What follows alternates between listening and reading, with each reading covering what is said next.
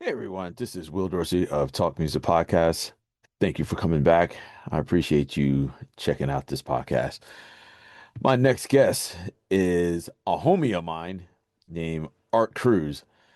Uh, he's been in bands, especially the biggest band probably uh, is Lamb of God. He was also playing in Wings of Plague and Prong. Everybody, welcome Art Cruz.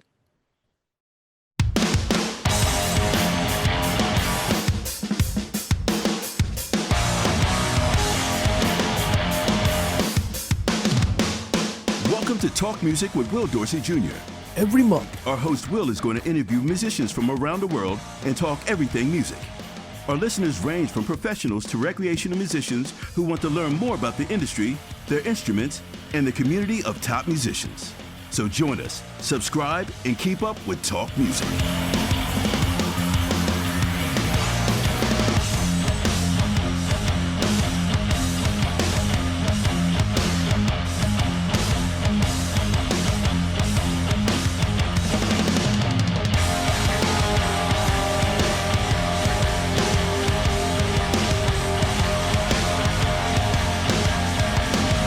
visit us on www.talkmusicpodcast.com. Subscribe to our YouTube channel. Download our podcast on Apple, Google, Amazon, and Spotify. Today's episode is brought to you by our sponsor, E-Record Studio, the new way musicians rehearse, record, and share their E-Record sessions on social media. Visit ERS on erecordstudio.com. Download this amazing app on Google and Apple Apps stores. Art, What what's up, up? dude? We out here, man. Yeah, man, we finally got with each other, man. I know, and I'm sorry. You told me to get with you back in March, and yeah, man, I apologize on that, man. Hey, man, we both been grinding, man. We just saw each other not long ago too, so Right, this is great. It worked out great, man. I'm happy to be here. dude. Thank you so much, man. Yeah.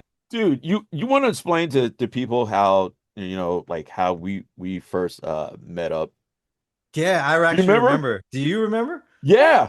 Dude, okay, so you were, well, I was already a fan of you as a player. Okay, What? before we actually, yeah, player, come on. Before we had met, like I was ripping with you, and I had known some people that were working with you, like Kevin Martin obviously was working with you. Oh, So Kevin, uh, aka Kevlar back in the day, as I used to yeah. call him. Oh, He used wow. he used to help me out when I was with Winds of Plague back in the day. He was in the Inland Empire. He came up in even before Winds of Plague. I've known Kevin, like before I was even in Wow. Winds of Plague. So he had mentioned he was rapping with you and messing with you and helping you guys out and working with you. And I was like, no way. And long story short, I think it was like the first Daytona Rockville, Yep. 2021. Yep.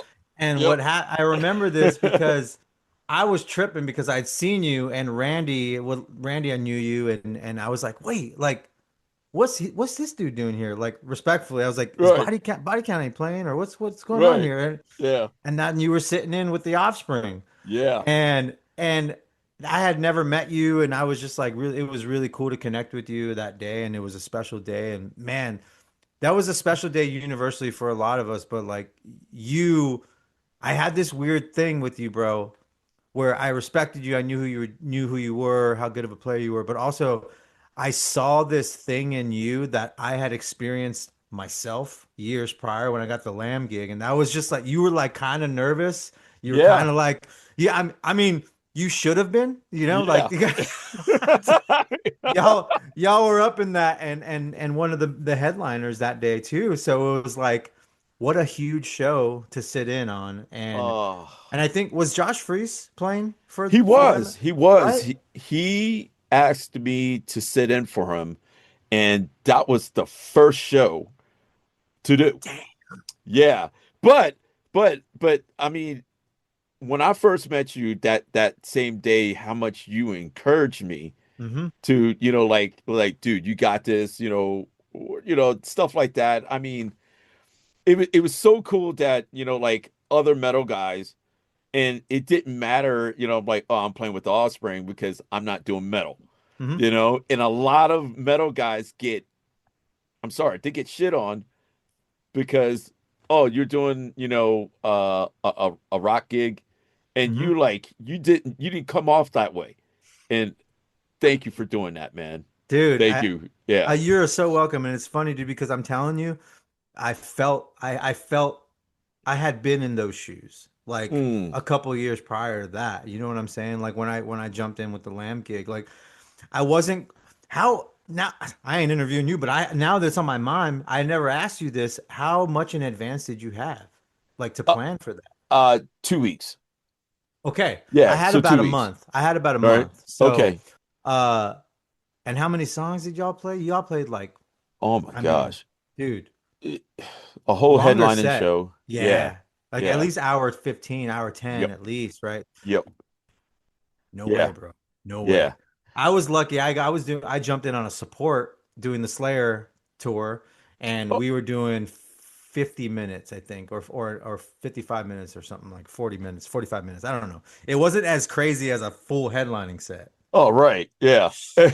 But no, man, I'm so happy. I remember that day, man, and that's so funny. And I was like looking, and I found the photo, and y'all better put this photo up Oh when yeah. I show No, it to I'm you. I'm gonna I'm gonna bug my send it team to about you. it. It's Yeah. so good, and it was the first time I'd actually taken a picture with you and met you, and ever since then we've always kind of like poked in and out of each other's lives, and Hmm. obviously as Body Count comes and does more festivals, we're always crossing paths, and then we did Yes. that gig together Yeah. this past summer. So man, I mean, it's been cool to get to know you more and more each time. We're both kind of doing our own thing, but also like when we come together, to me it feels like we've known each other for a minute. So Dude, it's man. just a vibe. It's a vibe, Man, dude. yes, yes, likewise, man. Yeah.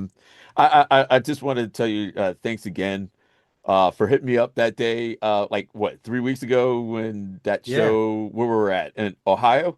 Ohio. The Yeah. Rock it was Um, louder than no. Shoot. It's one of those Wimmer ones, those really cool right. ones. Oh man, I can't even, all great festivals, Hey, Danny Wimmer. festivals just run into each other, and it's just like, Special. what festival was this? Like whatever. Who knows? You're Who right. knows? I feel like it was Sonic Temple. There it is. I got It it. is. That was it. That was it. Yeah. Man, great memory. All right. All No, right. yeah. Art. Yeah. Yeah. Love it, man. Oh, dude, man. All right. Let's get into these questions, man. Yeah. Would you start getting involved with music there? Dude, I mean, it's crazy.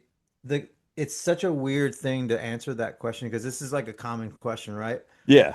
My the more that I answer this question, the more in depth it gets, and I think you're right in the right crossfire because I just talked about this lengthy, like, where did you get started? It's like, dude, that is a crazy question, right? Right.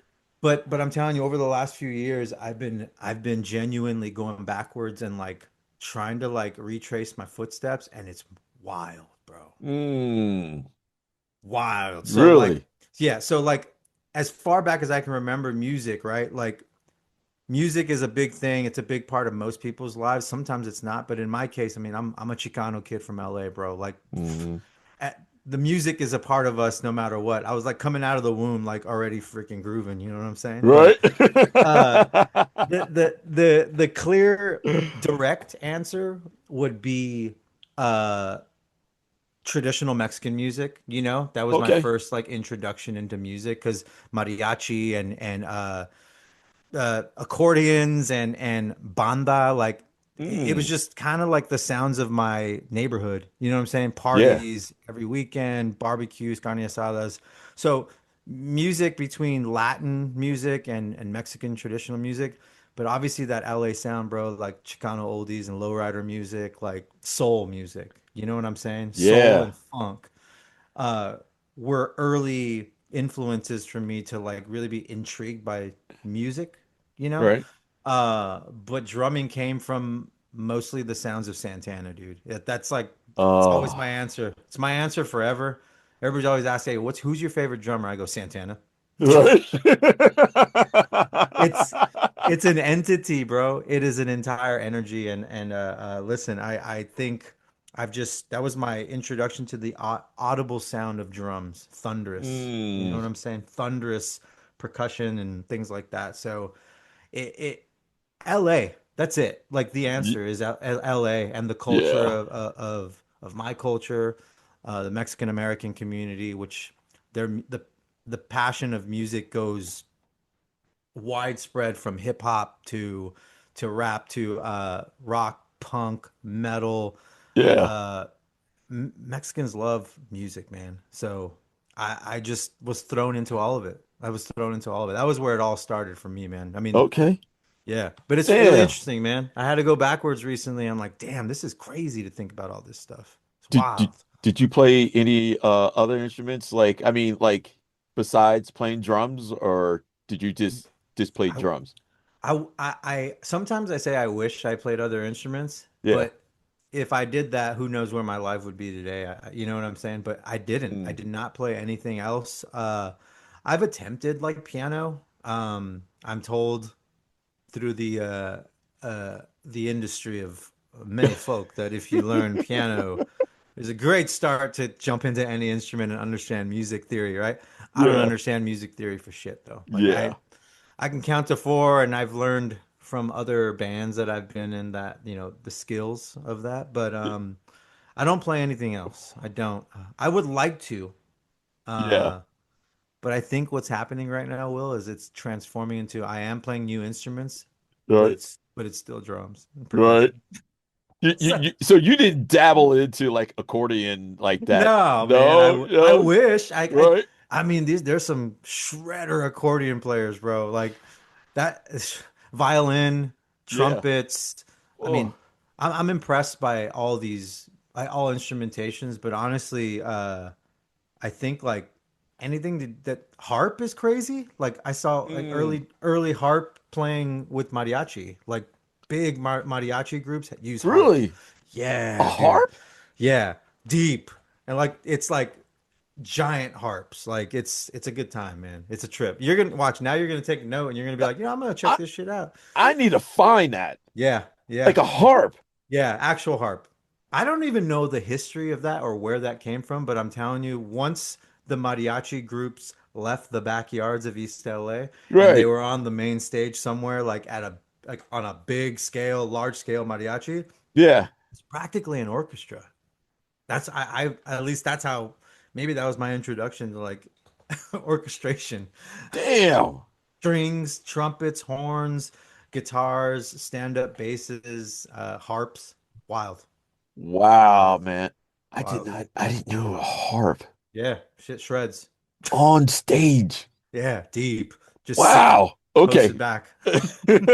Man, you blew my mind with that, man. Yeah, I didn't know that because I yeah. mean, I hear, hear it around here, Mhm. all the time. People are just blasting it out of their cars and Yeah, whatnot. And, like I hear mostly just trumpets. yeah. And I don't know what kind of guitar it is. Like I don't know, is it a classic guitar or Yeah, there's like a classic guitar in it, and then most of them, what's my grandfather actually played. It's called a requinto, and that's like a really small, like almost like it would translate to me as a drummer as a right. piccolo snare drum for Oh, guitars. okay. So it's Okay. like it's little and it's not about shred or chords, Yeah. but the requinto guitar is extremely percussive. It's got the Mm. there's not much like chords going on. Right. Right. It's they are definitely it's for a percussive element to kind of from what I gather uh to kind of push the song into a groove and kind of move it along like a train. It's trippy. Damn. Trippy shit, man. You Okay. gotta have a fast wrist for that. Right. It's wild. What is it? It's a good time. Oh man, that's awesome, man. Yeah. Did you did you have to do anything like going to school or like did you take drumming in school or high school or Yeah. how did that start like actual getting behind a kit I had or a just snare drum? I had a ditch school, baby. Yeah. I'm just kidding. Nah, I listen, dude. There was a moment in time there was a large gap from my drumming where my drumming actually fully started. There was a large gap because when I was a child, again, I was obsessed with the sounds of Santana and stuff like that. So my mother and my father, thank God, they actually had my back. I think I never showed any sign of like, here, I want to play this instrument.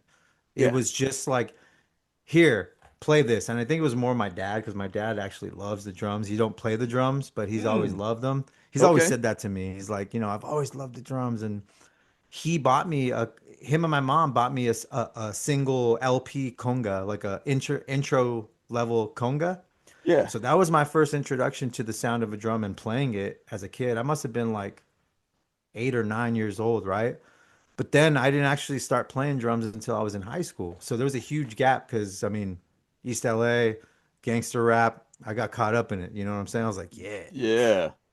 it was it, Oh, it was it was what it was. But I that was my intro, but it came back around in high school. I was a sophomore, ending my sophomore year, going into like the summer of 2004, I believe, and mm, I had an elective class. For those watching, what an elective is like maybe it's the same meaning. You get to choose like a fun class that's not like a mandatory like math or English. So I yeah. had an elective and I just chose piano. Shocker, right? I What? chose piano.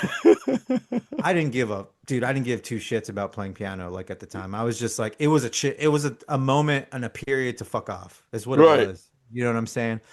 But within that time of fucking around and fucking off, there's a keyboard and there were electric keyboards and there was drum samples on the keyboard. We could change the program. Mm, So yeah. I was up in there like changing the programs on the keyboard, being a class clown.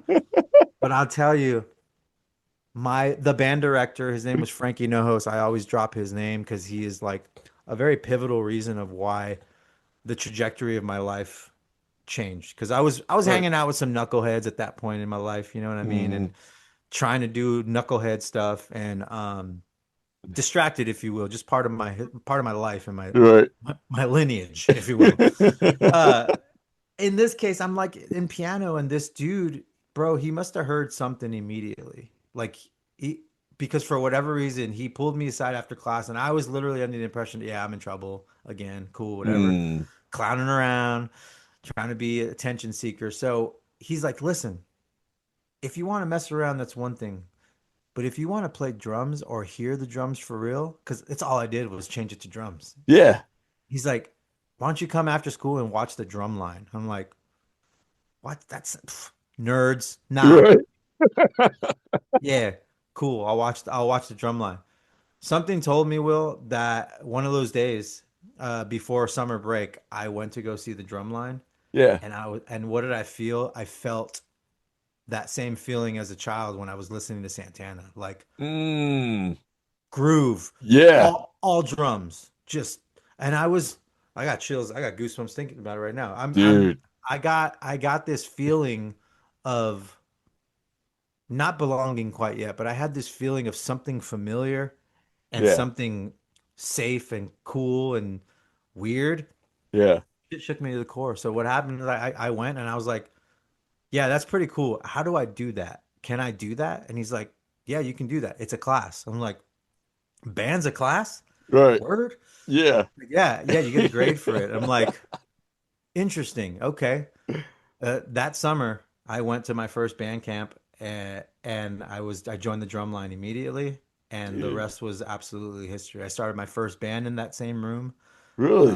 Yeah, through members of that band, through high school band, because everybody played different instruments. Like my Yeah. first guitar player played trumpet, You're right. like that. He also played trumpet. So uh, that's where I started my first band. That's where I met most of like my first real friends that I felt were good for me, and Right. healthy friends, creative Mm, artists, and mm, that was it, bro. I was like, people were throwing me. I was learning different kinds of music, and I was just obsessed right. with and then after I started my first band, and I heard claps and like people doing mosh pits and playing at the pep stand, and I was like, yeah, I want to do this forever. This is what I want. I don't want anything else. You're Nothing right. else mattered, man. So Yeah, that's that's where it all began, and I really never looked back ever since then. That was over 20 years ago. So, uh, dude, man, that's awesome. thanks. It That's is that's pretty awesome. remarkable, and but I really owe it to that digital keyboard and my band director. Right. Hmm. So when did you go over since you were playing band music back then, Yeah. um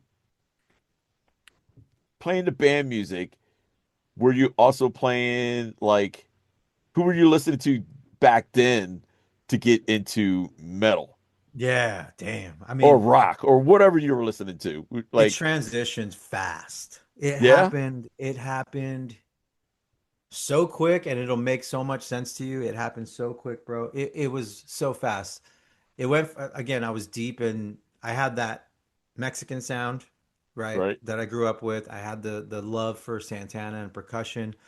And then I had LA. I had gangster rap. I had West Coast gangster rap. Mm, I had Ice, yeah. obviously.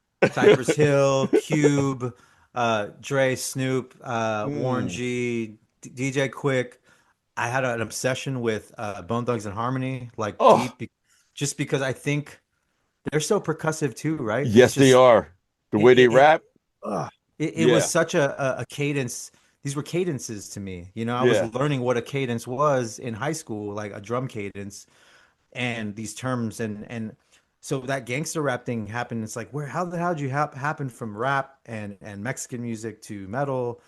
It happened in the band room, and I had one particular person that I have to thank for that. It's my first bass player. His name is Randy Escobedo, and he's from El Monte, where I grew up, and he was it. Like he was an encyclopedia of metal. Like he was the metal guy at the school that knew everything. And yeah. he's the guy that walked home carrying his bass on his back with the long hair and the baggy pants and Right, his headphones. Just like right. that's the dude that Randy was, if I can paint the perfect picture, right? Mm. And we started a band together. You know, he would hang out because he had the guitar class, same teacher. The guitar class, the piano class, and all the music classes with the same band director, right? So Okay, yeah. all these people would end up hanging at one point, no Right. matter if it was a guitar class, a piano class, band. So this cat would hang out and he's like, yo, like, I heard you play drums. I'm like, I mean, I don't have a drum kit, but yeah, I play drums. Like, what's up? Right. Like, and I ended up borrowing a neighbor's drum kit for a while, like just to jam. And this dude would come over to my house and we would jam shit like Rage Against the Machine, uh, Yeah. I mean, shockingly, like Steppenwolf and like Born to Be Wild, like easy songs that I can, because I'd Oh, never yeah. jammed, right? Yeah, yeah, yeah. So then this dude's like, yo, I think it's about time we like get you educated on some shit. I'm like, all right, what's up? Like, and this was like the early days of like stereos had just kind of shifted to CD players, and now CD players were ramping up to MP3 Yeah. CDs, Yeah. where you can load a bunch of songs on a CD. Yeah. And then it was the early phases of an external hard drive, but it was like the first ones, like it was the size of a freaking VCR, bro. Like the hard drives were Yeah. like another computer. So he's like, "Yo, I got you this brick, this hard drive of all the songs and music and bands you should be listening to." And he's just like, go to town. And I was have an obsessive mind, so I was like, I'm gonna stay up all night. I'm gonna listen to all this stuff. And that was the first time I'd ever heard Slayer.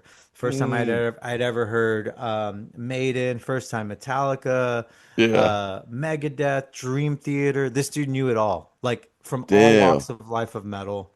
Uh, Sepultura, Yeah. big influence on me. Yeah.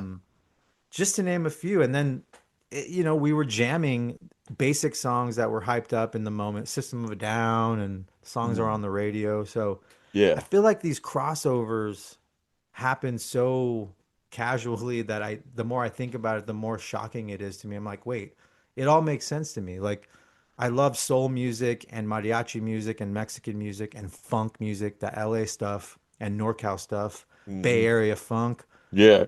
And it makes sense why I attached to Rage Against the Machine, early, Hmm. funky rap. Yep. Yep. Oh, cool. I get it.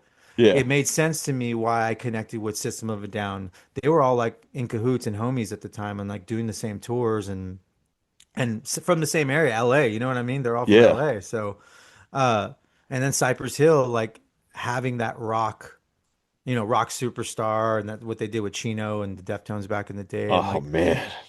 it all made Oh sense to me. It all yeah.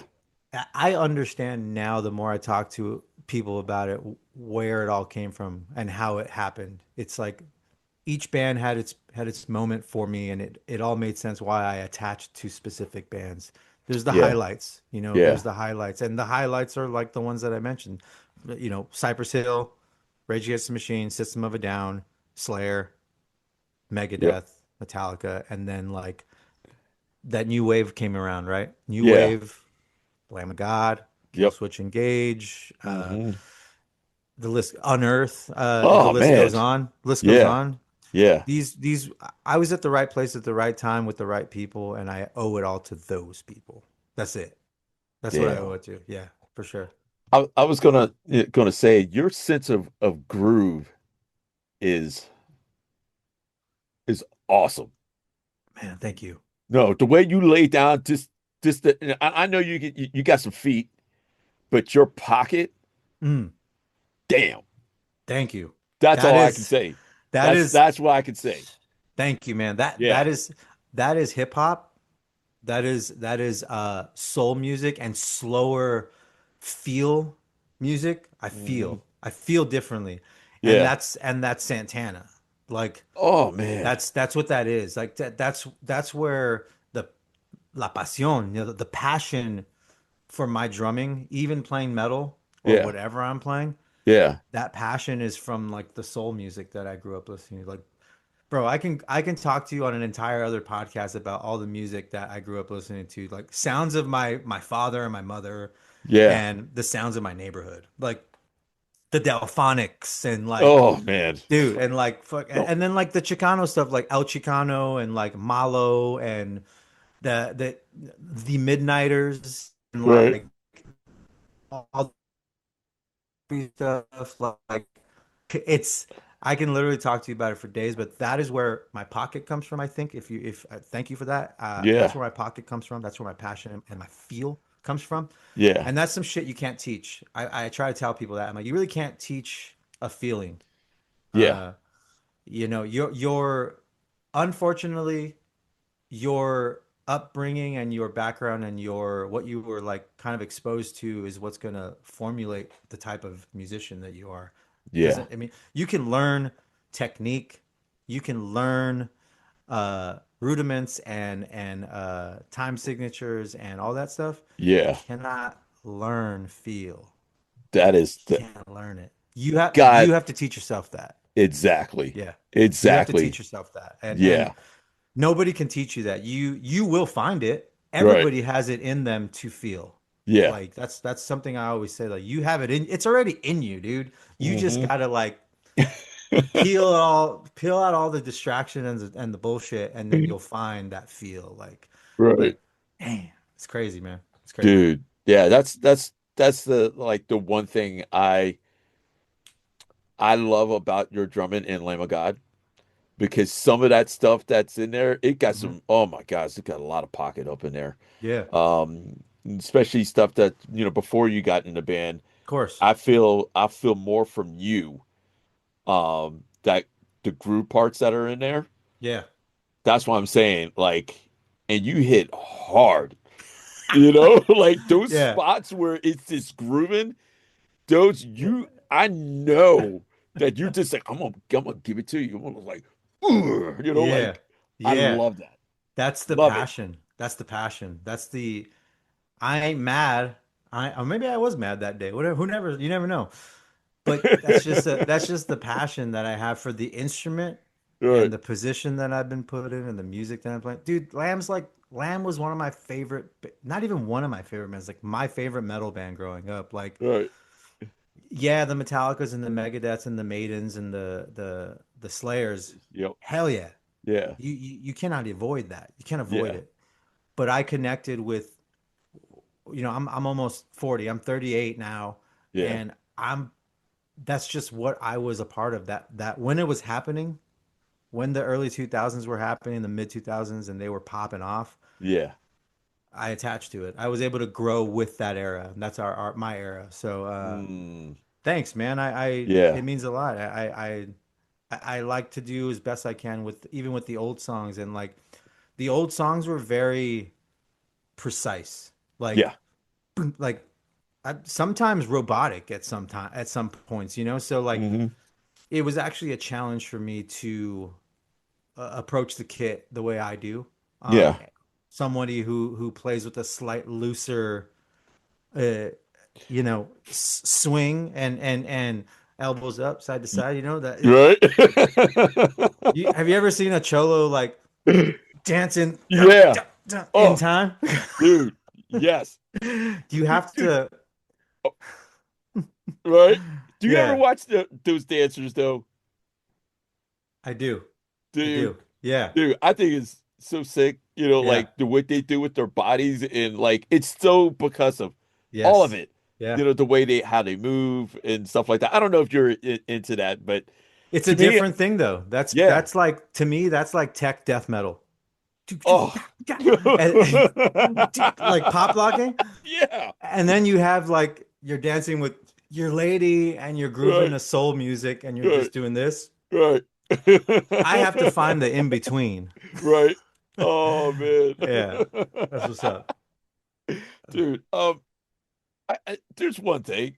Yeah, Since we're both from well, I'm not from SoCal. I'm originally from Maryland, yeah, but I moved out here 20 years ago. yeah. But how come we, since we lived in the SoCal, the Inland Empire, Yeah, yeah, yeah. how come we never met, man?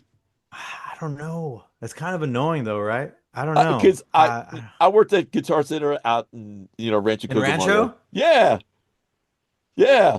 I don't know why I didn't meet you. Like I met Kevin, back then. Like Yeah. I mean, so it's a trip. I mean, so like, here's why. I think I know the answer.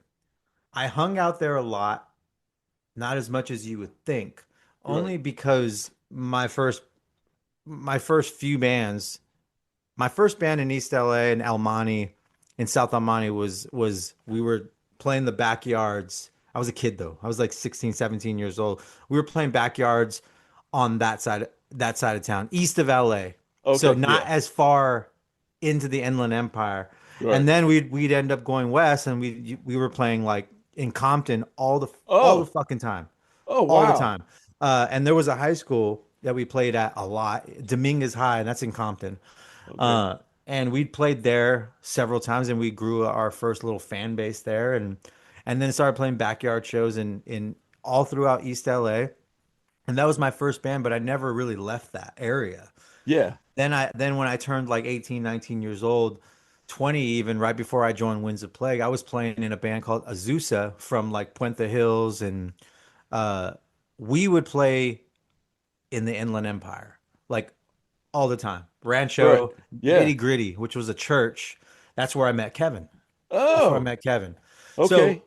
I was only going out there for those gigs at first. All right. And then in 2008, I joined Winds of Plague, and they were from Rancho and Hmm. Upland and that whole Yeah. area. So Yeah. I'd go hang with them and we'd go hang there. So, but I wasn't like in the scene. Like you wouldn't have caught me at the Showcase Theater like all the time, Right. or Okay. you wouldn't have caught me shopping at that Rancho Guitar Go Center. center. Yeah. So it's interesting you say that, but that's probably the reason I was there all the time, but I also wasn't there. Cause, cause I had a neighbor. I Uh-huh. guess he worked at Sam Ash. Okay, I did And too.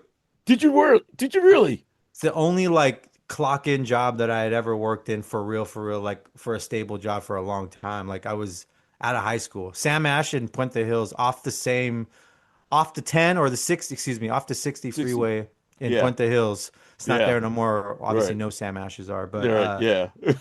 that was pivotal for me too, though. But like working in the drum department, like Yep. The first time Yeah. I had seen like instructional VHSs and DVDs and Uh-huh. Modern Drummer magazines and like I get to play all these kids. Right. Oh, word. On my lunch break only? Okay. I Oh, wouldn't right. even Yeah. eat. I wouldn't even Right. eat. I was just sitting on the electronic kits, just shredding. Man, good times. Oh, But that's the man. trip. That's the trip. I mean, Yeah. I never found myself going to that guitar center, like Right. That's all in right. Rancho. Yeah. Cold I was blooded, man. I was just wondering because like man, I forgot the dude's name now that I guess he used to work at that Sam Ash. Hmm. He's like, "Oh man, he'd be, coming through there all the time." And I'm like, and he also worked there. I'm like Art. I'm like, I've been hearing about this guy Art for years. No shit. Like, yeah, your name came up all the time. Like for metal guys, Art. It's like you got to know this dude named Art. I'm like, I don't know this dude. Who's this guy Art? Like What a trip. That is crazy. I didn't know that. yeah, man, your name was coming up all the time. I'm telling you, I was trying to play in all the bands, bro. right? And you know what, Will? I was I was trying to do anything. I'll play drums. I'll okay, what else? I'll load, I'll sell your merch. I was hungry. Yeah, Like, man, I was hungry. And that's why I was playing in like so many different bands or trying to and hanging out at all the shows. And I mean, shit. The Inland Empire, bro, has a very special place in my heart for the reason of my first real big band wins, if you want to call them a big band. Like any yeah, success I had with music yeah, was with Winds of Plague early, and Rancho was a big part of that. My band before that, always playing the churches, was a big scene, and then uh, mainly like the people I met, all the people I met in the IE, yeah, and then like the Suicide Silence guys are all from that yeah. area, and that's Yep. where I broke down with them. And Alex Lopez, the original drummer for Suicide Silence, he gave me a big break. Gave me a big break. I was just grinding before I was in Winds. I was his drum tech, and that's how. Really? Yeah, so I was out there in the Inland Empire and stuff like that, working for him, and we jumped on that first Mayhem Fest tour. Uh, that was a big. I don't even know if I went out for any money. I was probably making like $50 a week. Right. Oh Didn't give a man. fuck. Right. Yeah. It wasn't about that. I just like I was telling you, I wanted to do it all. I wanted to do anything to get to the next point. Like what do I need to do? Yeah. So uh IE special. So you're still Yeah. out there. Yeah. Yeah. Yeah, man. Oh Good man. times, dude. Good times. Shout Good out to times. Suicidal. Yeah. Like dude, You that know? scene is so Uh there's its own thing, you know what I mean? It's its yeah. own thing. Uh and I did find myself going to the showcase a few times. Then my godmother lived out in Corona, so I'd always end up in that area. So like, man, no matter how east I was in LA of LA, I'd always end up more into the Inland Empire all the time. Like, always was around there. So that's crazy. Oh man. That's Man. wild. Man, let's get into Wings a little bit more. Yeah. Wings of Plague. When did you join that group, man? So in 2008, when I was jumping and teching for Alex from Suicide Silence, Winds of Plague and Suicide Silence had the same manager at this time Oh, in '08. So when I was on that Mayhem Fest tour, Winds was on a tour called the Thrash and Burn tour. I think it was like Darkest Hour was headlining wow. Parkway Drive. This was like one of those early like stacked type of tours where there's like 15 bands playing like Yeah. the House of Blues or something like that. Yeah. Oh man. Uh, so they were up on tour, and I had been around the same circles with Winds of Plague plenty of times just through selling merch and working. I was working for this band Antagonist from Whittier at the time too, Right. selling their merch, and that's how I had met the Winds of Plague guys. And long story short, for the most part, I was on that Mayhem Fest tour, and I guess their drummer, Winds of Plague's drummer, was like stealing money from them or some shit. Yeah, it was Oh. cold blooded, and Cool they like were like, blooded. "Yo, you're out," Oh, you're right. out, Yeah. and I'm like, okay, uh, that's crazy. And I'm finishing up a tour, and I think the word just got around, kind of like apparently my name, All like, right. yo, this is the guy. He can like fill the spot for the time being type of shit. So it was a fill-in Yeah. thing for a minute. And I flew from the Mayhem Fest, the last show, which was in Buffalo, New York. Man, I remember this like it was yesterday. I got on a plane. They're like, yo, you got to learn like 8 songs. I'm like, okay. I went to my mom's where I was living still at my mom's, and I jumped straight into the garage for one full day. Yeah. Learned as much as I could on a drum kit. Flew to Phoenix the next day to Andrew Glover, the bass player's, Ah, yeah, yeah, Inland Empire Andrew. cat, you know. Yeah. Flew to his dad's house in Arizona, Right. and we didn't even rehearse. We rehearsed with an acoustic guitar in my lap. Talk Wow. about getting thrown into the fire, but the story of my life, I've always been thrown into it. Yeah. So I learned these songs and we play and we rip. And we play at the there's a theater in Phoenix. Man, I wish I knew the Marquee Theater. Damn, I Oh, remember. yeah. Yeah. Yeah. That's a nice venue. It is, dude, for me, coming from where I was coming from, bro, that was Yeah. the biggest venue I'd ever seen in my life. Oh. I was like, whoa. Ooh. Can you Yeah. imagine? Can you imagine that, bro? Yeah. Those are Yeah. important moments. But I flew out there, did one gig, and it was the best we'd ever played, probably. And I remember it so vaguely. I only remember setting up my drums, which weren't my drums, it was the other dude's shit. And Right. I'm like trying to figure this out and like what are Yeah. we gonna do? And like freaking out, nervous like you were when that Offspring gig was Yeah. happening. Yeah. Freaking out, nervous like when I got the Lamb call, like freaking the same feelings. Yeah. And I'm out there and we play the gig and it goes great, but I don't remember any of the show. I was blacked out. Like I was like panicked, fear, just like deer in headlights, not sure. Like I don't Oh. remember the show. I don't remember it at all. But I'll tell you what, finished that tour, went back to LA on that tour, and that's we had played the House of Blues in LA. Yeah. First time I had ever got to play that House of Blues, and I was like, this is so cool. Like Yeah. this is so cool. My parents came out, it was a whole thing, and it was a big moment for me. Dude. And the rest was pretty much history with wins, and that's how they asked me after that in a Taco Bell, like, hey, you want to be in the band? I'm like, all right, cool, let's do this. And that went on until about 2012. So it was crazy. Good. It Man, was a good chunk of time, a great time in my life to learn a lot. Yeah, man. So I know you mentioned Andrew. Andrew, yeah, what hmm up? yeah. If he ever sees this podcast, did you work with Davey, the keyboardist, or Oberlin, David. yeah, Yeah. So Davey came in when I rejoined Winds of Plague late 2000. I mean, shoot, I don't remember what year it was. Must have been like 17 or 18 or something like that. We did one record and we kind of brought the band back together in a sense. After I left in 2012, they didn't really stay a band too much longer after that. yeah, And then they had a lot of lineup changes. I think Andrew had left and the 2 guitar players had left, the keyboards had left, and it was just a whole thing. So oh wow, we kind of regrouped, me and John, the singer, and we put together a lineup to right, kind of do it again. yeah, We must have did like a tour and a half right, with Davey, yeah, and we had Davey actually on guitar at that oh moment. Yeah, so Davey did one tour with us, and then we just kind of like tried to do it again, and it just wasn't working out, so it went away again. yeah, But we did a record, and by we I mean me, John, and the guys in Bad Omens co-wrote it with us. oh, Can you believe that? They I were, I didn't mean, know that. that band is massive now. Yeah, Nobody really. wow, Man. It's a record that was so.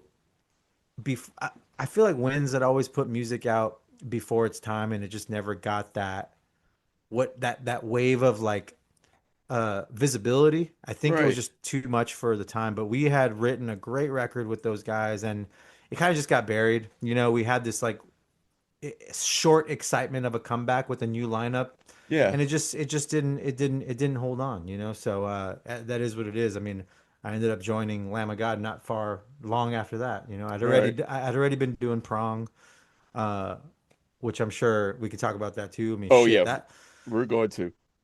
that was crazy, man. When We're- dude, That was crazy too. I- Oh, Again, back to it. Yeah. so after that all happened, Yes, sir. you got into Prong. Yeah. So in How did that 12, happen? this is cool too.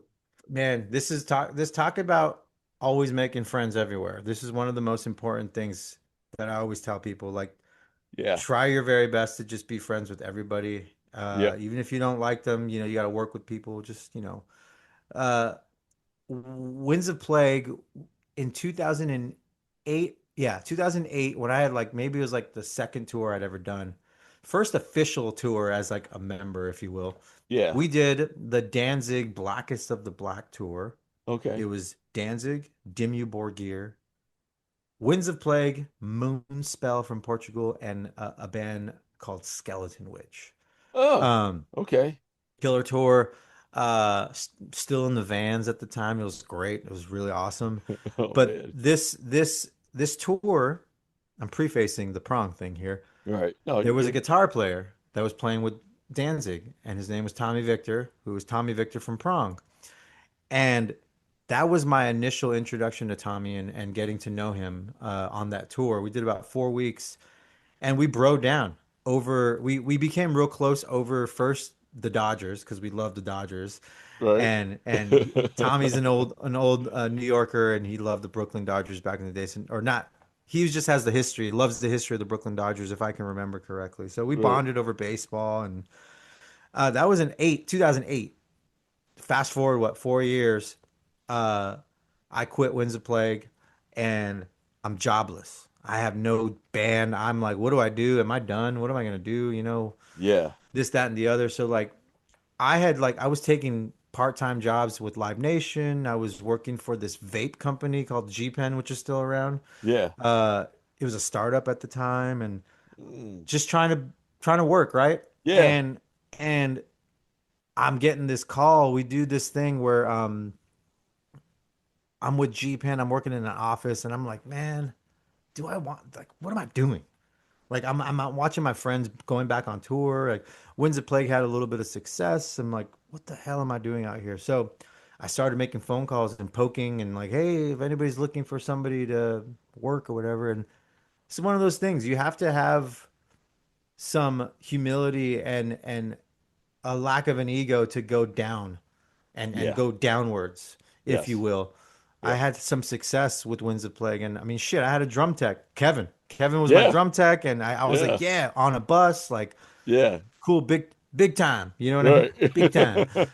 And I'm like, these things, I craved it, and I wanted it so bad, bro. So I'm like, I'll do anything again. So I Right. got this call from Mike Gitter. I don't know if you know Mike Oh, I Gitter. know Mike Yeah. Gitter. All right. Yeah. So of course we know Mike Gitter. He's like, hey, Yeah. hey, Right. hey, all right. Mike calls me. This is my Mike phone call. Hey, Art, what's going on? Mike Gitter. Uh, Prong's going on tour. They need a driver. I heard you're available. I'm available. Right. When's the gig? Let's go. Right. I sold merch, drove, and drum teched for Prong. Oh man. After I was in a somewhat successful band like Winds of Plague, and I didn't give a fuck. I just wanted to be back on the road, man. Yeah. I'm Yeah. fucking driving overnight the Sprinter van. I'm like not Yeah. giving a shit, doing merch, the whole bit. Yeah. And there's a moment in time you gotta always be ready. I'm Yeah. always playing drums, chops, keep your chops up. Yeah. And we're playing Kansas City or something like that, and there's a day off.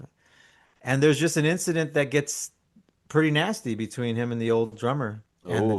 the drummer just goes home. Like, see you later, I'm out. And it's a pretty intense scenario for me at the moment. Like, whoa, this is crazy. Yeah. And I'm like, well, so what are you guys gonna do? Like, whoa. And then I'm not really realizing, like, oh well, I can play this shit. Right. Like, I'm right here. You want me to play? He's Yeah. like, yeah, yeah, I think so. Like, again, me and Tommy were homies from that Winds of Plague tour back in the day, right? It's Yeah. like, yeah, you're the guy. Let's we jump into a Guitar Center rehearsal spot in 2000, yeah, 12 or something like that.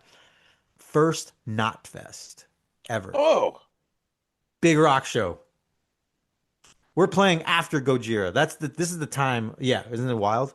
Oh my gosh. I'm like panicking. Same feeling again. Here's that feeling again. You're thrown Yeah. into it, Art. You're thrown into it. Holy shit, what am I gonna do? Okay, oh my God. We probably played 8 songs, something like that. We play 8 songs. I crush it. We crush it. Same scenario. Right. And Randy Bly, my singer of Lamb of God now, he comes on stage with us because Lamb of God's playing. It's their first show back after Randy's return from Oh, the Czech incident, and yeah. Oh my gosh. so I'm like stoked to see my old homies in Lamb. I'm like, yeah, Yeah. hey, it's good to see you guys. Blah blah blah. And Randy comes and does London Dungeon, and we cover London Dungeon by the Misfits, and we play it at Knotfest together. Crazy moment. I got Yeah. the gig then and there. Prong. I did that until 2018, 2012 to 2018.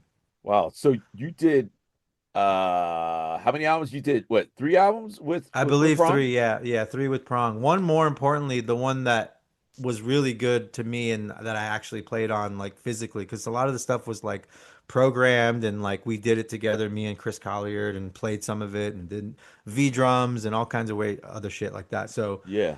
but the one that was like really special that I learned a lot from Tommy was from the covers album, the songs from the Black Hole that we did. I Yeah. was just gonna say that, Yeah. like that was all cover tunes, right? Yeah, yeah. Yeah. Dude, and you know why, Will, that one was crucial, not only on a playing field for playing and jamming. Uh it was an educational time because I didn't come up deep in the punk rock scene. Like I wasn't big on the punk thing. I was a thrash metal kid, Yeah. hip hop kid. Yeah. Wasn't the punk and metal thing, they come together at certain point, certain to a certain degree, but these classic punk bands, from Black Flag, Husker Du, Yeah. I mean, shoot, You got Bad Brains on there. Bad Brains, Sisters of Yeah. Mercy, like Fugazi, like Yeah. Oh I man. had, Yeah. I didn't have a clue.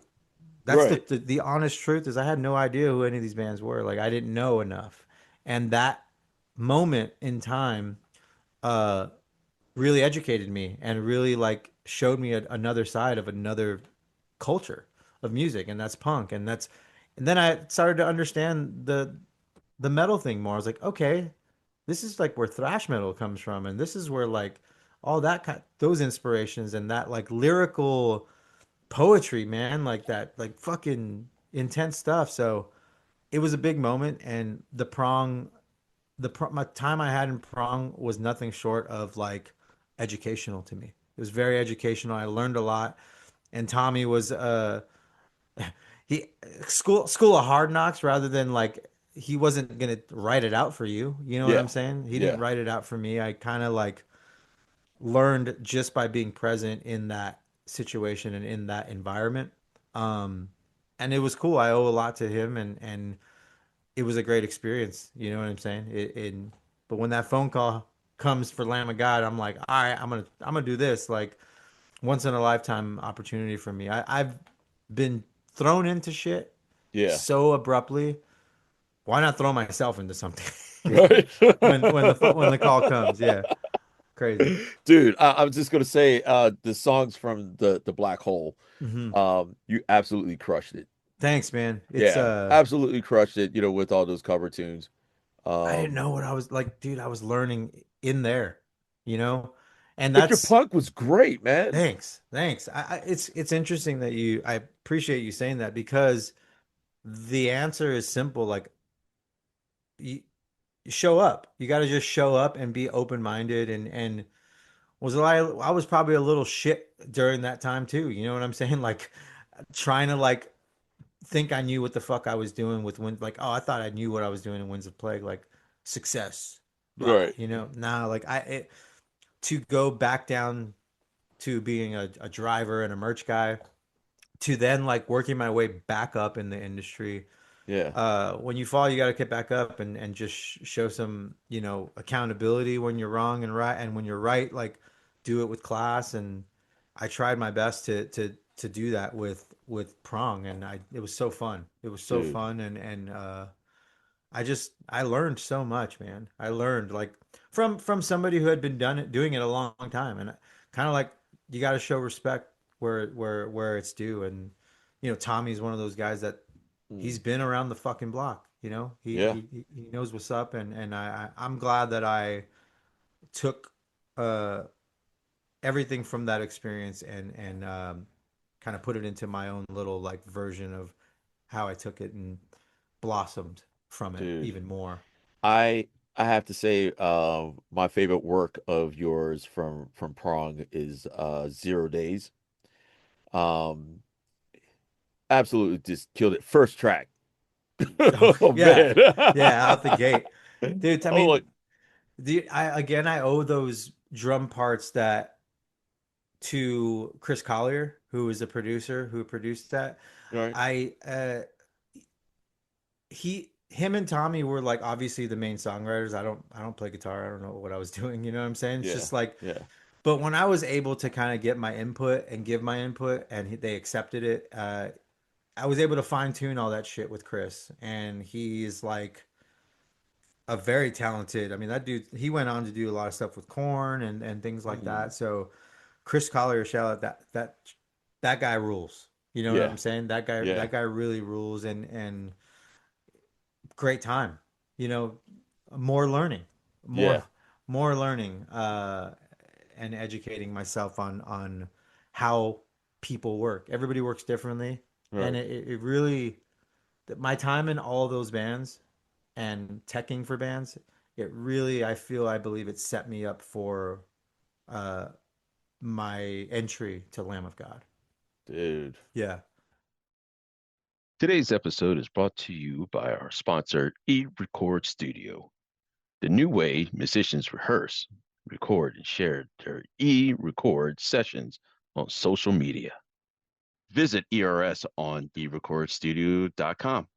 Download this amazing app on Google and Apple Apps stores. yeah. Speaking of Lamb of God, Oh yeah. um, let's fast forward to 20, what is it, 18. 19? 18. 18? Yeah. Okay, 2018. So how'd you sit in for Mr. Chris Adler? Man, listen. How did So that happen? again, it's kind of like an interesting thing. Keep your friends, you know, make more friends, make as many friends as you can. Me Yeah. and Lamb had been friends since 2010, officially. Okay. Officially, we were friends. Right. It it was like Wins was doing the Mayhem Fest. We were Right. opening on the side stage. Lamb was on the main stage, and that was like when I had a moment of like we really bonded as brothers, as friends. Man, we had such a blast. I was practically riding with Lamb of God the whole tour. My Oh band hated wow. me. It was great. It Right. was a good time. It was like I was like I'm just gonna ride with Lamb of God then. Peace. I'm Right. out. Uh, it was it was a Uh, friendship. I hadn't known it. I didn't know him 18. Damn. 2018. 2000, it's 8 years, right? Jeez, yeah. my math is terrible. Oh, you're right. I didn't know 8 years later I would get a call, but that's the importance of holding on to your friends and building up your relationships and like really cherishing them, you know, and staying friends. And we had hung out so many times. I'd left on tour with them so many times and just like hanging out. I was the hangout guy. I Right. just used to hang out. Uh, so I had been living in Toronto at the time, and I they were playing on that first leg of the Slayer tour, Right. and we I just came out to the show. I'm like, yeah, I want to come hang out, you know, as we always do. Like, I'm gonna come hang out. We do, and I didn't know it then, but I was like, man, yeah, I got to see them. It was a fun to reconnect with them in person. I hadn't seen them in a few years, and I didn't think anything of it. It was just like I went to the show, I came back home. That's it. Right. Cool. See you guys soon. You know, Oh, it wasn't but a month, not even less than a month later that I got a phone call, and it was like, hey, sup? I'm like, hey, what's going on? You know, and it was simply, what are you doing for the next few months this summer? I was like, what? I don't know. Like, he's like, you got anything going on? It was John Campbell, and he's like, hey, you got oh, anything going on? And yeah. I was like, I think Prong has like, I think we had like four festivals in Europe or something like that. Right. He's like, well, four festivals, yeah. He's like, but what about like 4 weeks? I was like, what?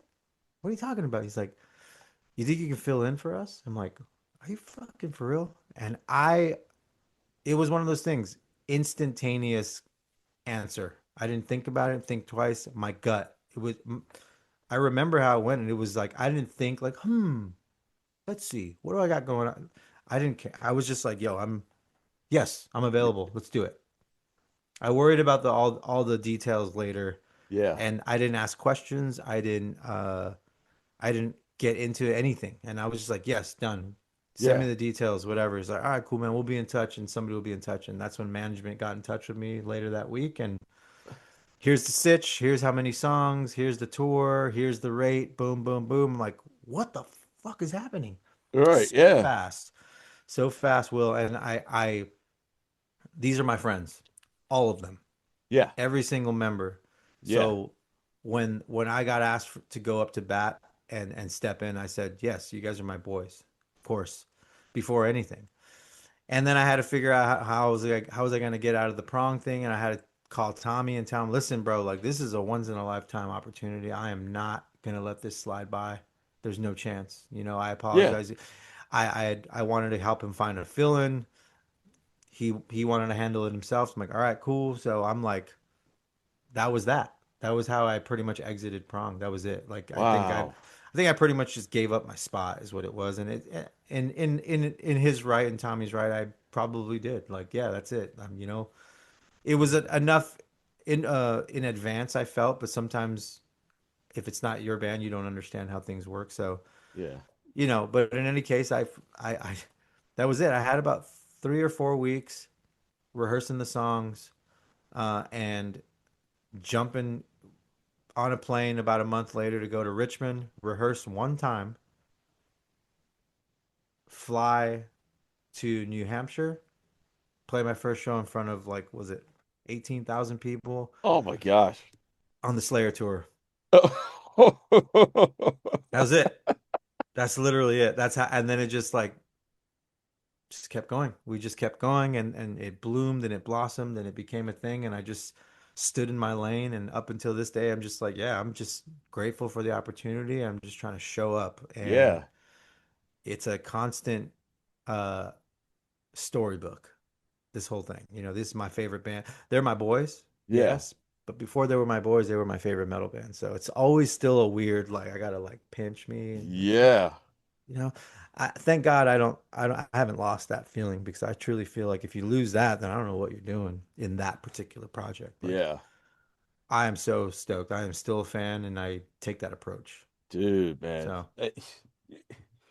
I forgot how many albums you did with them. What was it since the COVID days or yeah, my first one was, it got released on in 2020. right? Uh, so that was rough, and what a weird time. Uh, that was the self-titled album. I can't believe I'm already on 3 albums. That's wild to me. Wow. It's That's wild it? to me. Yeah, I think hey, that ain't it. It's 25%. They got 10 full lengths. I'm on 25% of this.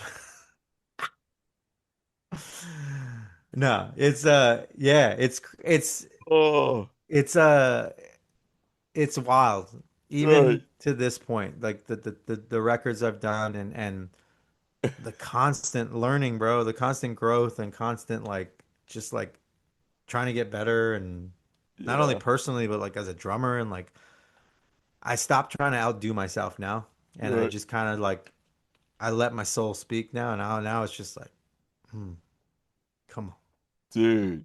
So Yeah. yeah, it's good times. It's good. It's good. Oh man. So when did you finally get the actual call of like you're officially Lamb of Yeah. God's drummer? It's like the summer.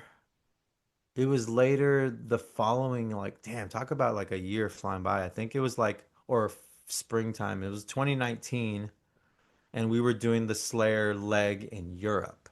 So Okay. their final campaign in Europe, and we had finished the tour. It was like 3 or 4 weeks, and we were in Helsinki, Finland at the last show at the ice hall.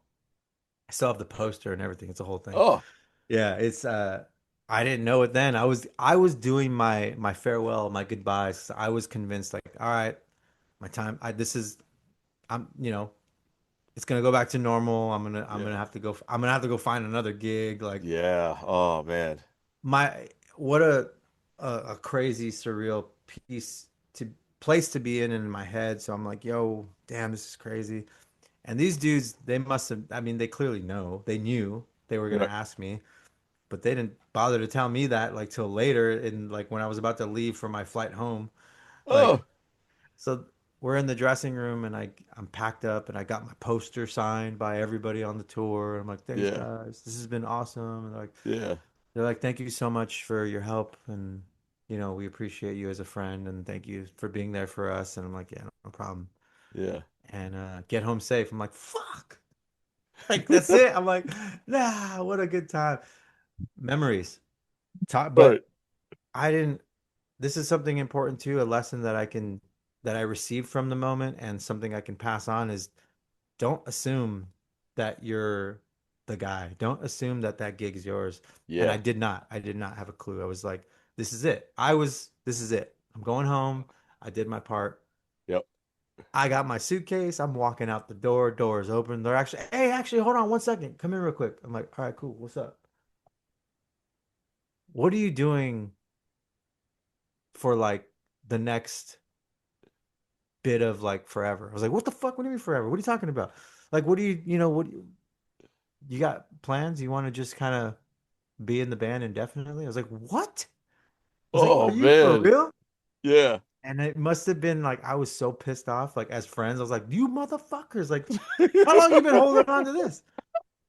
And thankfully, it was just a special moment to just be like, yo, like, you want to do this? You want to do this for real? Like, Yeah. you want to, be the drummer in Lamb of God? And I'm like, again, uh, stay in my tunnel vision. Staying, I'm just like, no questions. Like, yes, Yeah. yes. What a dream. And it was just like cool because when we get home, we're gonna start writing immediately. I'm like, Oh my yeah, thrown into the fire, Will. dude, Thrown that's into the sick. fire. Yeah, That's sick. still sick. Yeah. So it was it happened really fast, man. It happened real fast and that's how and then we that's how the news broke out. It was quick, it was happening, and we were like, Art's the new drummer, boom, boom, boom. We're in the studio, let's freaking ride. Yeah. Fear, Yeah. Oh chaos, man. Oh ensued. So man. yeah. And then here we are. That was almost damn, in about a couple weeks, it will be the first show that I played with them 8 years ago. Eight Oh years. wow. 8 years ago. 8 years ago. It's that quick already? Yeah, cold blooded, bro. Right? Cold-blooded. Blooded. Yeah, it's been great. It's been great. It's been a journey of discovering and uncovering and growing and learning and just trying to do this damn thing. So Yeah. wow. Okay, I'm gonna ask you a difficult question. Yeah, It is not on like on our thing. yeah. How- And it's hard for me that to even ask. Hmm. How's it like to play with Will, Yeah. um, knowing that that I don't know how your relationship was with Chris. Hmm. How's Will feel about this? Like with you in the spot, because really, dude, you're just honestly for me as a drummer, you're just absolutely just crushing it with them. Thank you. So Yeah. how's Will feel about and everybody else in the band feel about you being the guy? Yeah. I can't fully speak for them, but all I can say is I've known every single one of them, including Chris, for long enough period of time Yeah, to be able to speak from my place and just acknowledge that we have such a flow. We have such a safe space of great communication, brotherhood that is, different. Obviously, Will and his brother is something I could never understand or touch on that relationship. I have no idea. I've never been in a band with my brother. Right. Right. So I don't know. But like I've said for you since the beginning of this interview or this podcast, it's I've always kind of like it's not blinders on, but it's always like, yo, I have a lane. I'm gonna stick in that lane. Yeah. So the amount of things that I've been around and the amount of like feelings that I've been around, I actually feel that too because these are all friends. All of them are friends before I wasn't even in a band. They were Yeah. all people I looked up to. So I feel like it's always been my place to respect their privacy and respect their opinions on what they are dealing with because I'll tell you what, Will, I have no fucking idea what they're dealing with internally. Like Yeah. it's we've kind of just always stood in our own in what we our space Yeah. in our if you want to call it what the public calls this era of Lamb of God is something that is so all I can say is it's so different um because I was hanging out with all of them before this, you know? Right.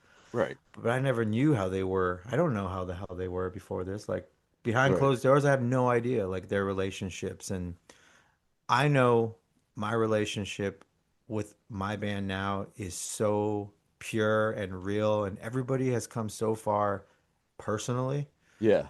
that we just focus on on each other. I'm not worried about anything else going on the outside. So honestly, like I hope everything continues to stay the way that we do it. We are in such a flow state right now. It is Yeah. just we are I think we found what we are.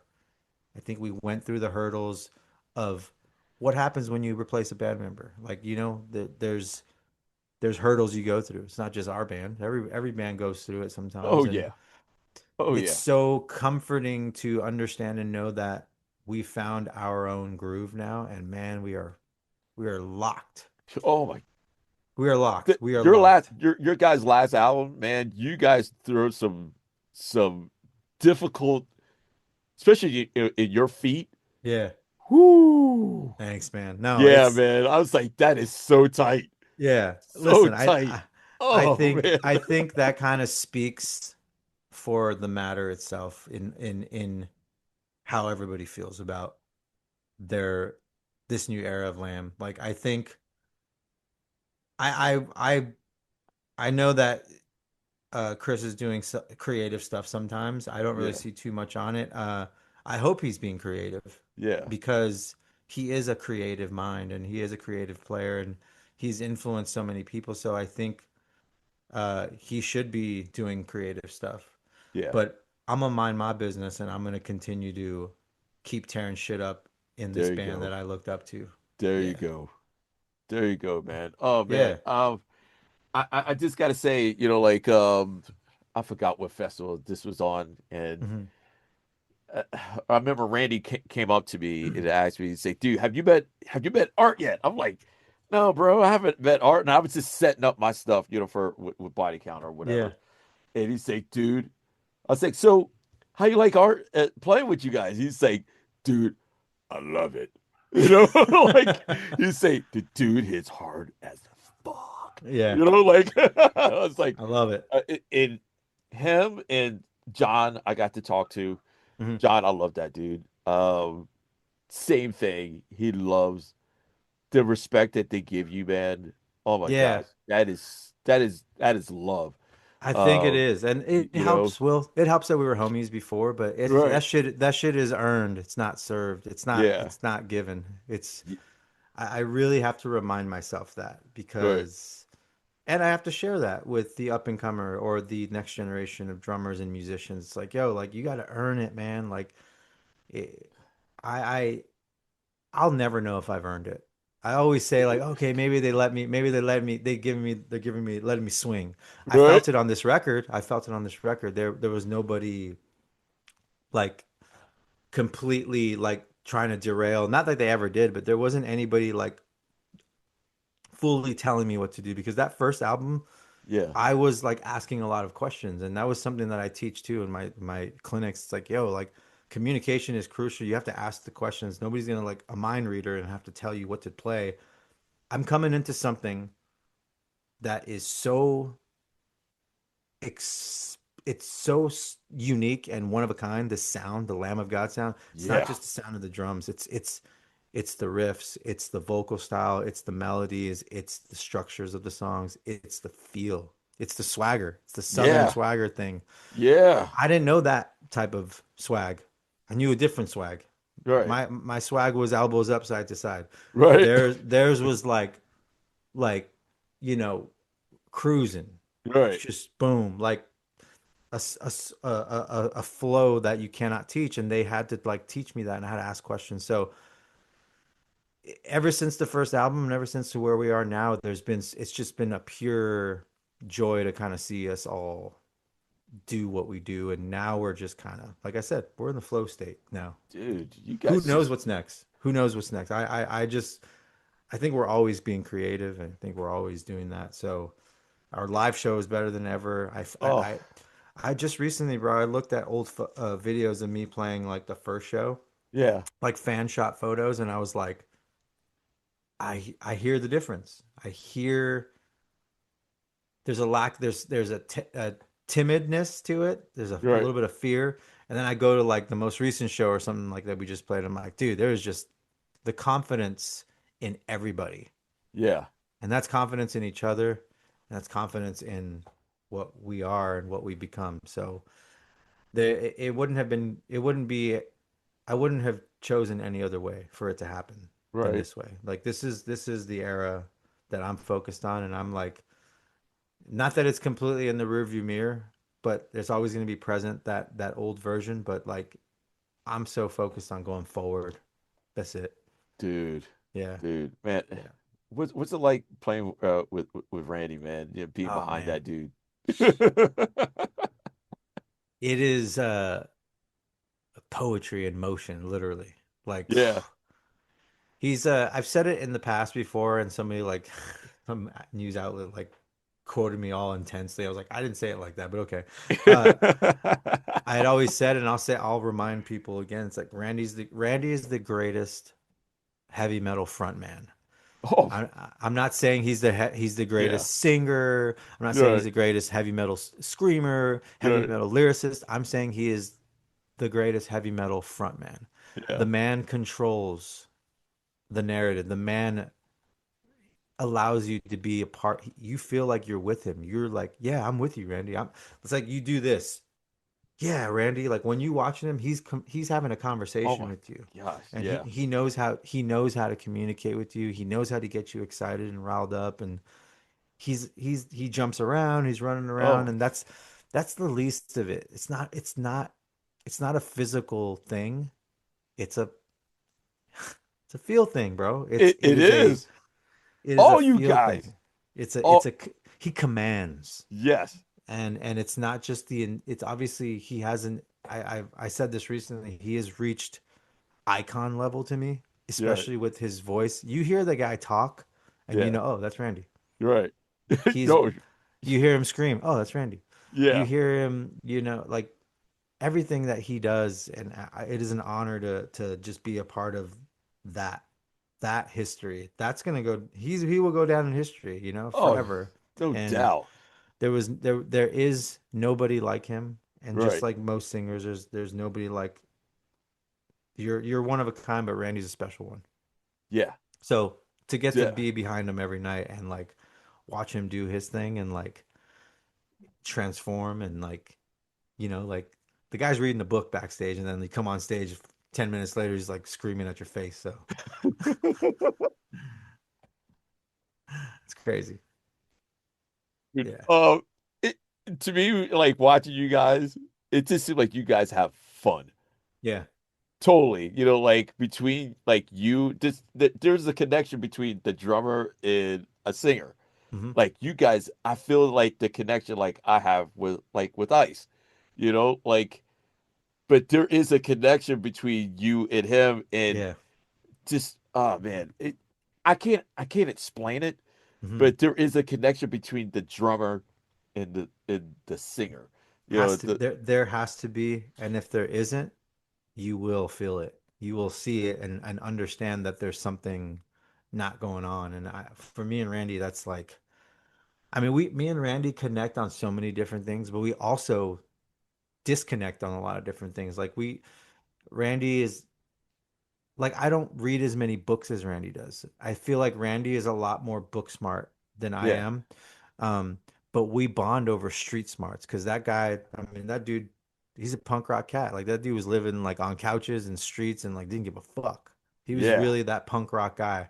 yeah, So we bonded, not that I was like living homeless, but like I was running amok and like trying to make it and like nowhere was home. Home was always home, my mom's house, hell yeah. yeah, But I chose not to be home as much as I could, like to try and make this thing work. And so we yeah, bond over the artistry of what we do, and we bond over obviously sobriety and like, staying sober, and we have each other's back with that. And we yeah, bond over a lot of things. I mean, the dude is so cultured and well educated. I learn a lot from him and I ask him questions. He's a great teacher. dude. He's a great teacher. So to be able to learn from him off the stage and then go on stage and learn from him even more, like, and Yeah, watching him work, yeah, killer. Love it. dude, I'm lucky. I'm lucky. I'm pretty dude. lucky. That's Pretty awesome, lucky. man. Yeah. What's your two favorite songs you like playing live I with mean, them? now, Yeah, now it's the new music. Obviously, I'm so pumped on but yeah, Memento Mori has a special place in my heart because it's on the first record that we did together. It's the right, first song, first album, right, and that song took off back yeah. then. Um, so that one's always special, and that was one of those songs from a drum perspective. I'll nerd out real quick. There you It go. was so it was it was like the introduction to like, can I get loose a little bit? Right, Like me testing the waters, but it was one of those ones that had a lot going on.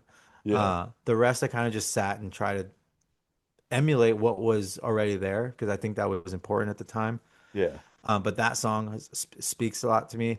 And then honestly, as of right now, Parasocial Christ, which is off of our newest album that we yeah, started playing on this tour, it's a burner. And I'm like, a lot of those drum parts came from my soul, and I hit really hard on that song. yeah, And there's a lot of it's really like bare bones with the footwork. It's like kind of fast, a lot of like really fast double bass, but yeah. also there's a lot of hand stuff going on, a lot of like catches and like Whew. moments, Yeah, moments. I think right.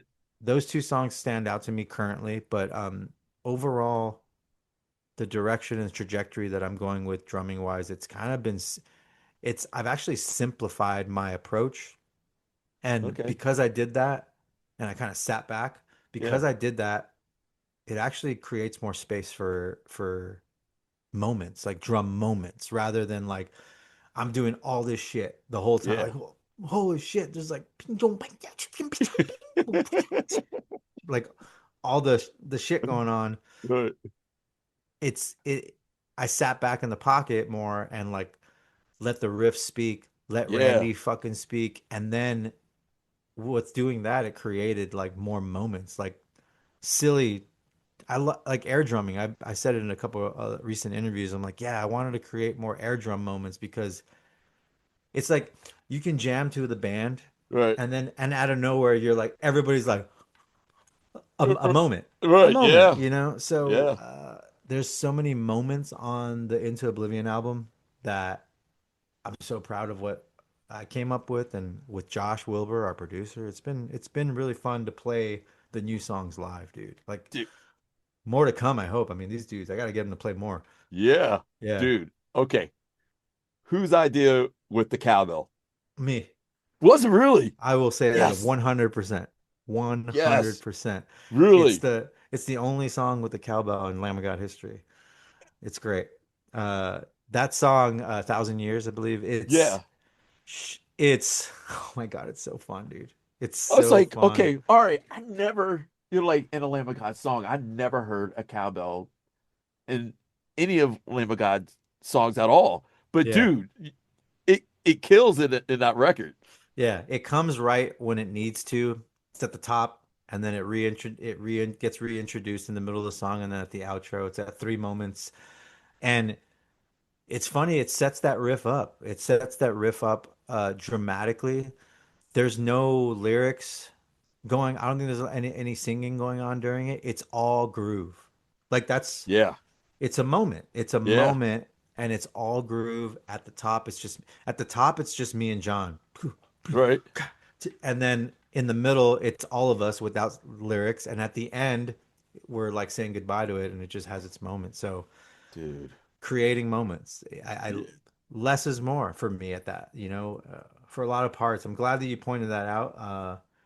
I mean that, and then this is like I think I've found my identity, Will. Like I think I Yeah. found my identity as a drummer, and I'm on my way. I'm excited for the next one. If I'm being honest Dude. with you, Yeah. I feel like I found my sound. There's mini timbales that I added. There's a lot of couple fills that have that. There's a long fill in Into Oblivion, the title track. You probably don't Right. realize it.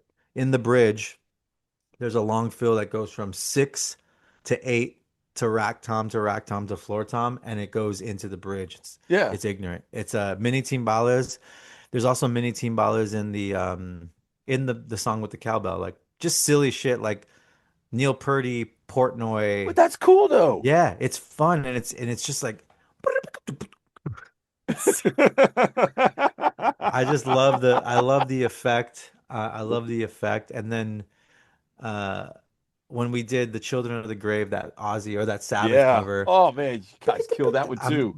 I use mini timbales in that bit too. It was a whole thing, dude. Yeah, Oh, it's been a joy to kind of grow again, like yeah.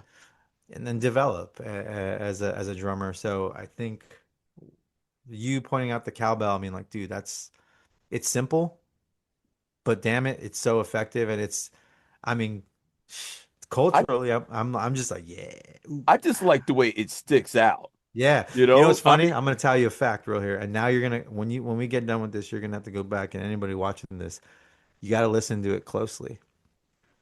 I only did that. I think I must have did 2 or 3 takes of the cowbell licks. all right. You can hear the cowbell changing pitch ever so slightly throughout the song because the final take that we went with, Yeah. I had the wrong cowbell. I didn't have the cowbell with the edge protector Oh, on it. yeah, yeah, yeah, And yeah. the way that I play, Right. it was shrinking. Oh man, you were murdering that thing. I was like, Oh, "Argh." So right, at the top of the song, it's like it's thick. It's like boop, right. boop, boop. And then the second one, you can kind of hear it go down. And then at the end, you actually hear it go from thick to small to pingy, more pingy. Oh, You will not oh, be able to unhear that. It's right. it's Oh, but it's so listen, I'm always telling people play real drums in the studio, man. You will yeah. never these are all little things that I'm like, yeah, that's so cool. Like cuz I listened to it cuz I was obviously there when it happened and I was like, "Oh no, like the cowbell's fucked. We can't I Right, don't have another one." right. And he's like, "Nah, we got it." I was like, "But it's you can hear it shrinking ever so slightly. It goes from thick click click click to like ting ting ting towards the end. Oh, It's a trip. It's a trip. I'll oh, have to listen now to I it gotta too. listen to it again. Oh yeah, You you know? will. It's fucking compare it. You'll hear it on the last one 100%. It goes Okay. Okay. All right. All right. good times. Dude, let's nerd out for a minute. Yeah. On your kit. Yeah. Now, you call it the Oblivion drum kit. Yeah. Yeah. Um, and I know me and you already talked about this, what you did Mhm. with the rack. Yeah. Do you mind explaining it to people, or you want to I keep don't that? mind at all. Yeah, The rack. yeah. Your So Gibraltar rack. So the Gibraltar rack we had built out at my old house in Virginia a couple years ago, and it was like we included the 2 new docking stations that go over the kick. Looks super sweet. Kind of Yes. brings back the drums Yeah. into it, and it's so integrated in the design of the drums that it actually brings the drums back to the center point of what Yeah. you see. Like, oh, you can see drums. There's not a cage around it, you know? Yeah.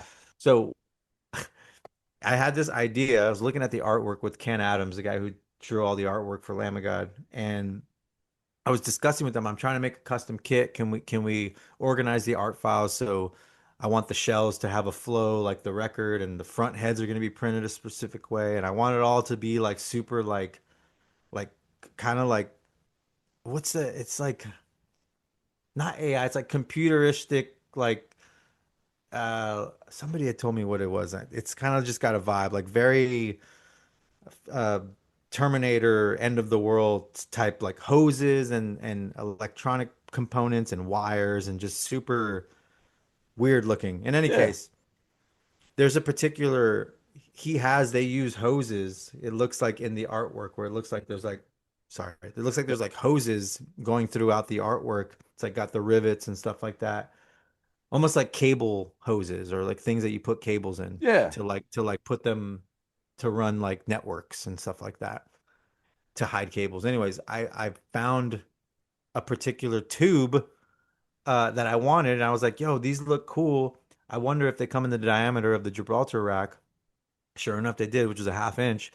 And my tech Peking actually sourced the perfect ones because I was gonna go for like flat black, like tubing for it's like irrigation systems Yeah. where there's like they're like plastic tubes thin and they have little holes in them. Yep. I'm like, that looks cool, whatever. Yeah, like get those.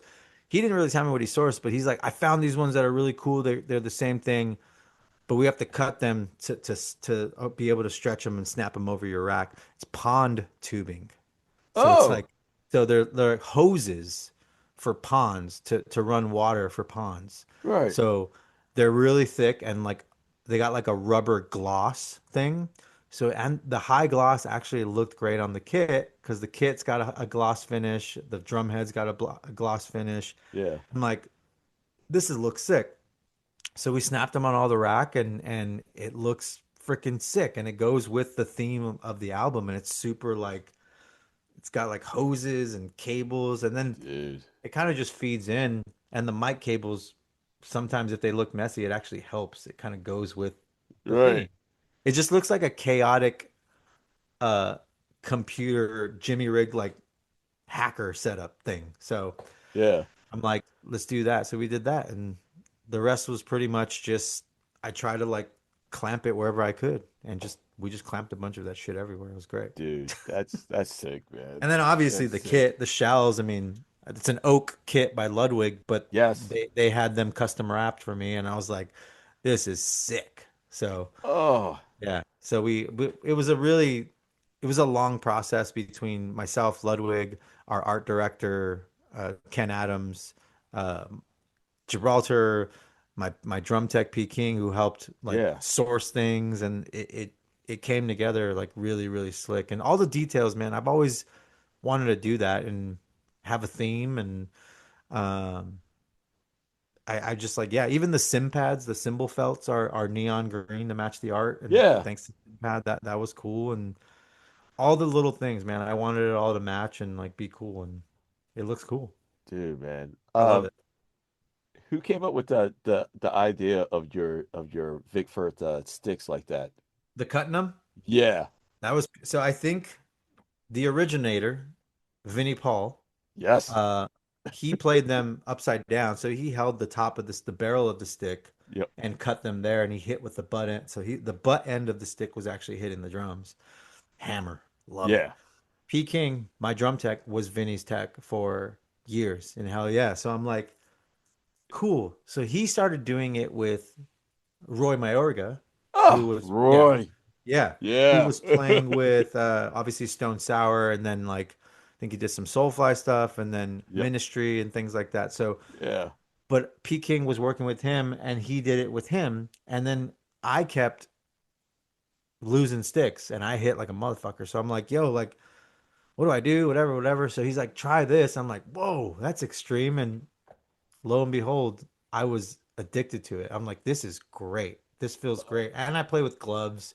Yeah. So, because I don't suggest playing that without gloves. Right. Uh, but he brought it to the point. I think I have a stick, not a cut up one, Right. but he has it to where it starts here Right. and then it has like a spiral of cut and it just like looks shredded. Yeah. And that with a combination of surfboard wax, like what surfers Oh, use, yeah. because when it heats up and it gets wet, you still have a slightly sticky, tangible thing. So gloves, Yeah. surfboard wax, and cut it to hell, and then you got my stick. Dude. Dude, Hilarious. that's great, man. Yeah, That's it's so good great. times. I'm gonna keep on nerding out on Yeah, your kid. I love it. Are you Evans guy? I'm Evans guy. Yeah, I've been Which Evans since the very beginning of my professional career, 2008, 9. yeah. I've been with them for a long time. What heads are you using? EC2s on the toms, the clear ones. Yeah. Man, I remember when those things came on the scene. I was like, this is the future. Dude. Yeah. I don't need to put tape. Like you really Right. don't. It helped control the overtones. Yeah, it does. It EC2 does. clears on top, and then my snare is like my baby. I mean, hazy 500 on the bottom, which is really thick. Oh, Yeah, yeah. super thick. I'll tell you why. I was busting through. I wasn't breaking top heads, Will. I was breaking resonant heads. Oh. Yeah, I was hitting so hard that it would just blow out. Oh, right. It would just blow out, and I'm like, "What's going on? What do I do?" I was doing on the hazy 300s, and then Yeah. Aaron at Evans was like, "Yo, bro, like you got to go 500s. Like they're thicker, and Yeah. it sounds ever so slightly a little bit more pong. It kind of gives a ponginess Yeah. to the snare, Yeah. but I'm not for Lamb of God. I'm not like ghost noting for like Yeah. with Yeah. a jazz groove on the ride cymbal. You know what I'm saying? Like Yeah. Yeah. I'm ripping. So I'm like, Yeah. when I made that jump to the hazy 500, it helped me blowing out the bottom of the snare. Yeah. And then the top, I'm using the Evans hybrid head, which is a really thick marching head. Oh, yeah. Uh, I think we on a 5 week tour, we end up using two, Oh, maybe okay. sometimes Wow. three, if I Yeah. really want like an extra sensitive like sound. But that's more for my ears rather than what the front of house hears. You Yeah. hear a shotgun, and the snare. I'm using a Black Beauty, obviously, and I it's was just like I was just gonna ask you that. diecast hoops, Black Beauty, Woo. ripping, Yeah. ripping into Yeah. it. Yeah. And then obviously the Ludwig drums I'm using are the classic Oaks, Yeah. which Those things uh, sing. they you know what, dude? They do sing. They Yeah. really sing, but it's controlled. It's loud, but it's not like maple loud where it's like damn like Uh, Bonham, ka goo Yeah. goosh, which Yeah. has its place. Yeah. Oak is controlled, and the oak that they have, the Ludwig makes, they have them with maple. So there's like a Oh. warmth and there's a loudness, but there's also a like feels like it's getting hugged and Yeah. controlled Yeah. rather than just like full sending. So I don't use any like sound dampening, No no gels. gaff tape, no gels, no nothing. Yeah. It's just they're wide open, but they're so controlled. And I'm hitting really hard, so they're very it's just like Yeah. quick. They're quick, but they resonate just enough for all types of I mean funk, fucking reggae, metal, punk, R&B. Those Yeah. the drums are like the most versatile in my opinion. So Damn. it's great. It's great. Damn. Yeah. That's awesome, man. Yeah. Are you using triggers at all? Yeah. Yeah. So I use the triggers for sake of, well, Lamb of God songs are have a lot of footwork. Yeah. You gotta There's a hear those. there's you got to hear them, and Yeah. you will not. Yeah. You will not hear them. We're not playing respectfully. We're not playing bars and stuff like that where you can like run. You'll be able to hear them without a mic and stuff. But we're playing arenas and amphitheaters, and they will get buried in the mix. Yeah. And honestly, it's really been so helpful for the mix for Lamb of God. And so I use the triggers on the kick drums only. Yeah. And then we started using triggers on the toms. People were losing their mind when they saw me do a quick gear run through on my Instagram. I was like, Oh, everybody just calm down. yeah. Oh, jeez. But it's the use of them is very technical, and that's to control the gates, Yep. obviously. Yep. And somebody that hits like me, Yeah. if you don't got no Yeah. damn gates, and I'm gonna be opening them up like you would hear every time I hear a china and a snare, it Yeah. would be, Right. it's the best. It's the best. I don't think people understand that concept at all. Because I did that when I used to tech for the Offspring. Okay. We used them as gates as well, using those triggers or Yeah. whatever like that. And Yeah. You yeah, got to hit the drum to you're- open the gate. That's it. exactly. That's it. If you're And not hitting the drum, it's not going to open. And that's right. so, they serve their purpose for multiple reasons. On the kick drums for audible reasons, and I Yep. love them. And everybody talks about triggers, cheating, and all that. I Oh, actually find that triggers are a bit more challenging. You will hear every mistake. oh yeah. You you'll hear Oh yeah. everything. So Yeah. it's a little bit more challenging. It does help. I'm not really doing any real. My technique is pretty much just all gas. I mean, hip, leg. I Yeah. do some heel toe stuff, but not like these kids nowadays are wild with that. And I Oh my mean, gosh. Yeah. I choose to have power more than technique. And some people, it's a fine line between finding the technique and the power. Um, Trick pedals, they help me with power. Yeah. And I'm not really tippity tapping. You won't find me tap dancing on my kick. Nope. I'm laying into that kick drum. I'm laying in. But it's it's it's just my sound, It's how I Uh, play, and my technique works with everything, and I love it. I love it. you And you cymbals too, guys, obviously. you guys sound huge. Yeah. Like Brian I, Griffin, our front of house guy. I owe it to him. dude, Thank you. No, that's seriously. that's seriously, and I know that you were using like the KD10, but are you using that new Ludwig module? I Uh, am. I am. yeah. This one right here. I'm always messing around with it. Oh Um, yeah. so I'm Okay. using the reason I use it is not for most what people think. This is a convenience thing for me. I'm running, but this is why it's in my workspace now. I'm always trying to learn more about. This is an avenue that I don't know much of. Yeah. You use, Yeah. I think you're on the Roland, right? Or something like that, right? Yeah. Yep. Not So, with body count. I'm trying to use the Roland.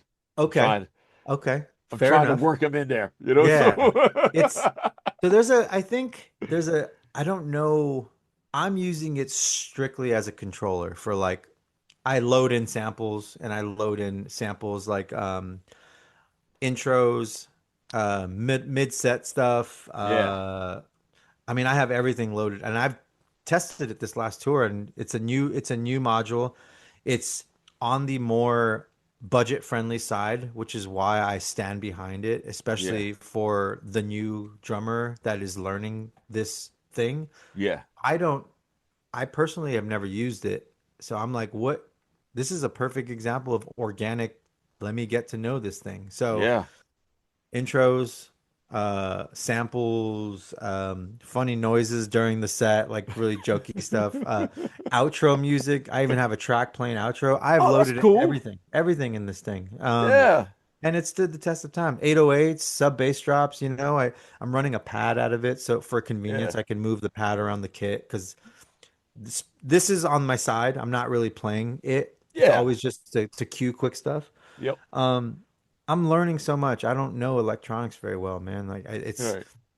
I'm a very analog dude. I love electronic stuff in music. I know Evans is doing a lot of cool stuff with Yeah. sensory percussion, and then Ludwig is jumping in the electronics game, and it's an avenue that I'm curious with, and if we're going backwards and going to the beginning of our conversation, East LA, Yeah. Oh man. freestyle music, bro. I'm obsessed with freestyle music. Dude, yeah. Like Yeah. it's the same groove at all those like doom, ka, doom, ka, doom, ka, Yeah. doom, doom, doom, doom, ka, doom, ka, digga, digga, digga, digga, digga, digga, digga, digga, digga. Like, dude, Oh, that's awesome. Really? That's in I'm that? telling you that no, I mean I'm learning. I like Uh, to. I'm trying to make beats okay. analog and not program Dude, them. Like I'm trying to dude, that's learn these things, right? that would be sick. Yeah. These are all things I'm always trying to work backwards now. Yeah. I'm trying to like even with LP, I signed with LP. Oh man. Yeah, like obviously Congratulations. cowbell, thank you. Obviously Yeah. cowbells, mini team ballers and stuff. Yeah. It's taking me back to the beginning though, bro, as you know. Like Yeah. Yeah. I started on a conga as a Yeah. child. So I got a set of congas and I'm re I'm not even relearning. I'm learning. I didn't know how to play the congas properly and Right.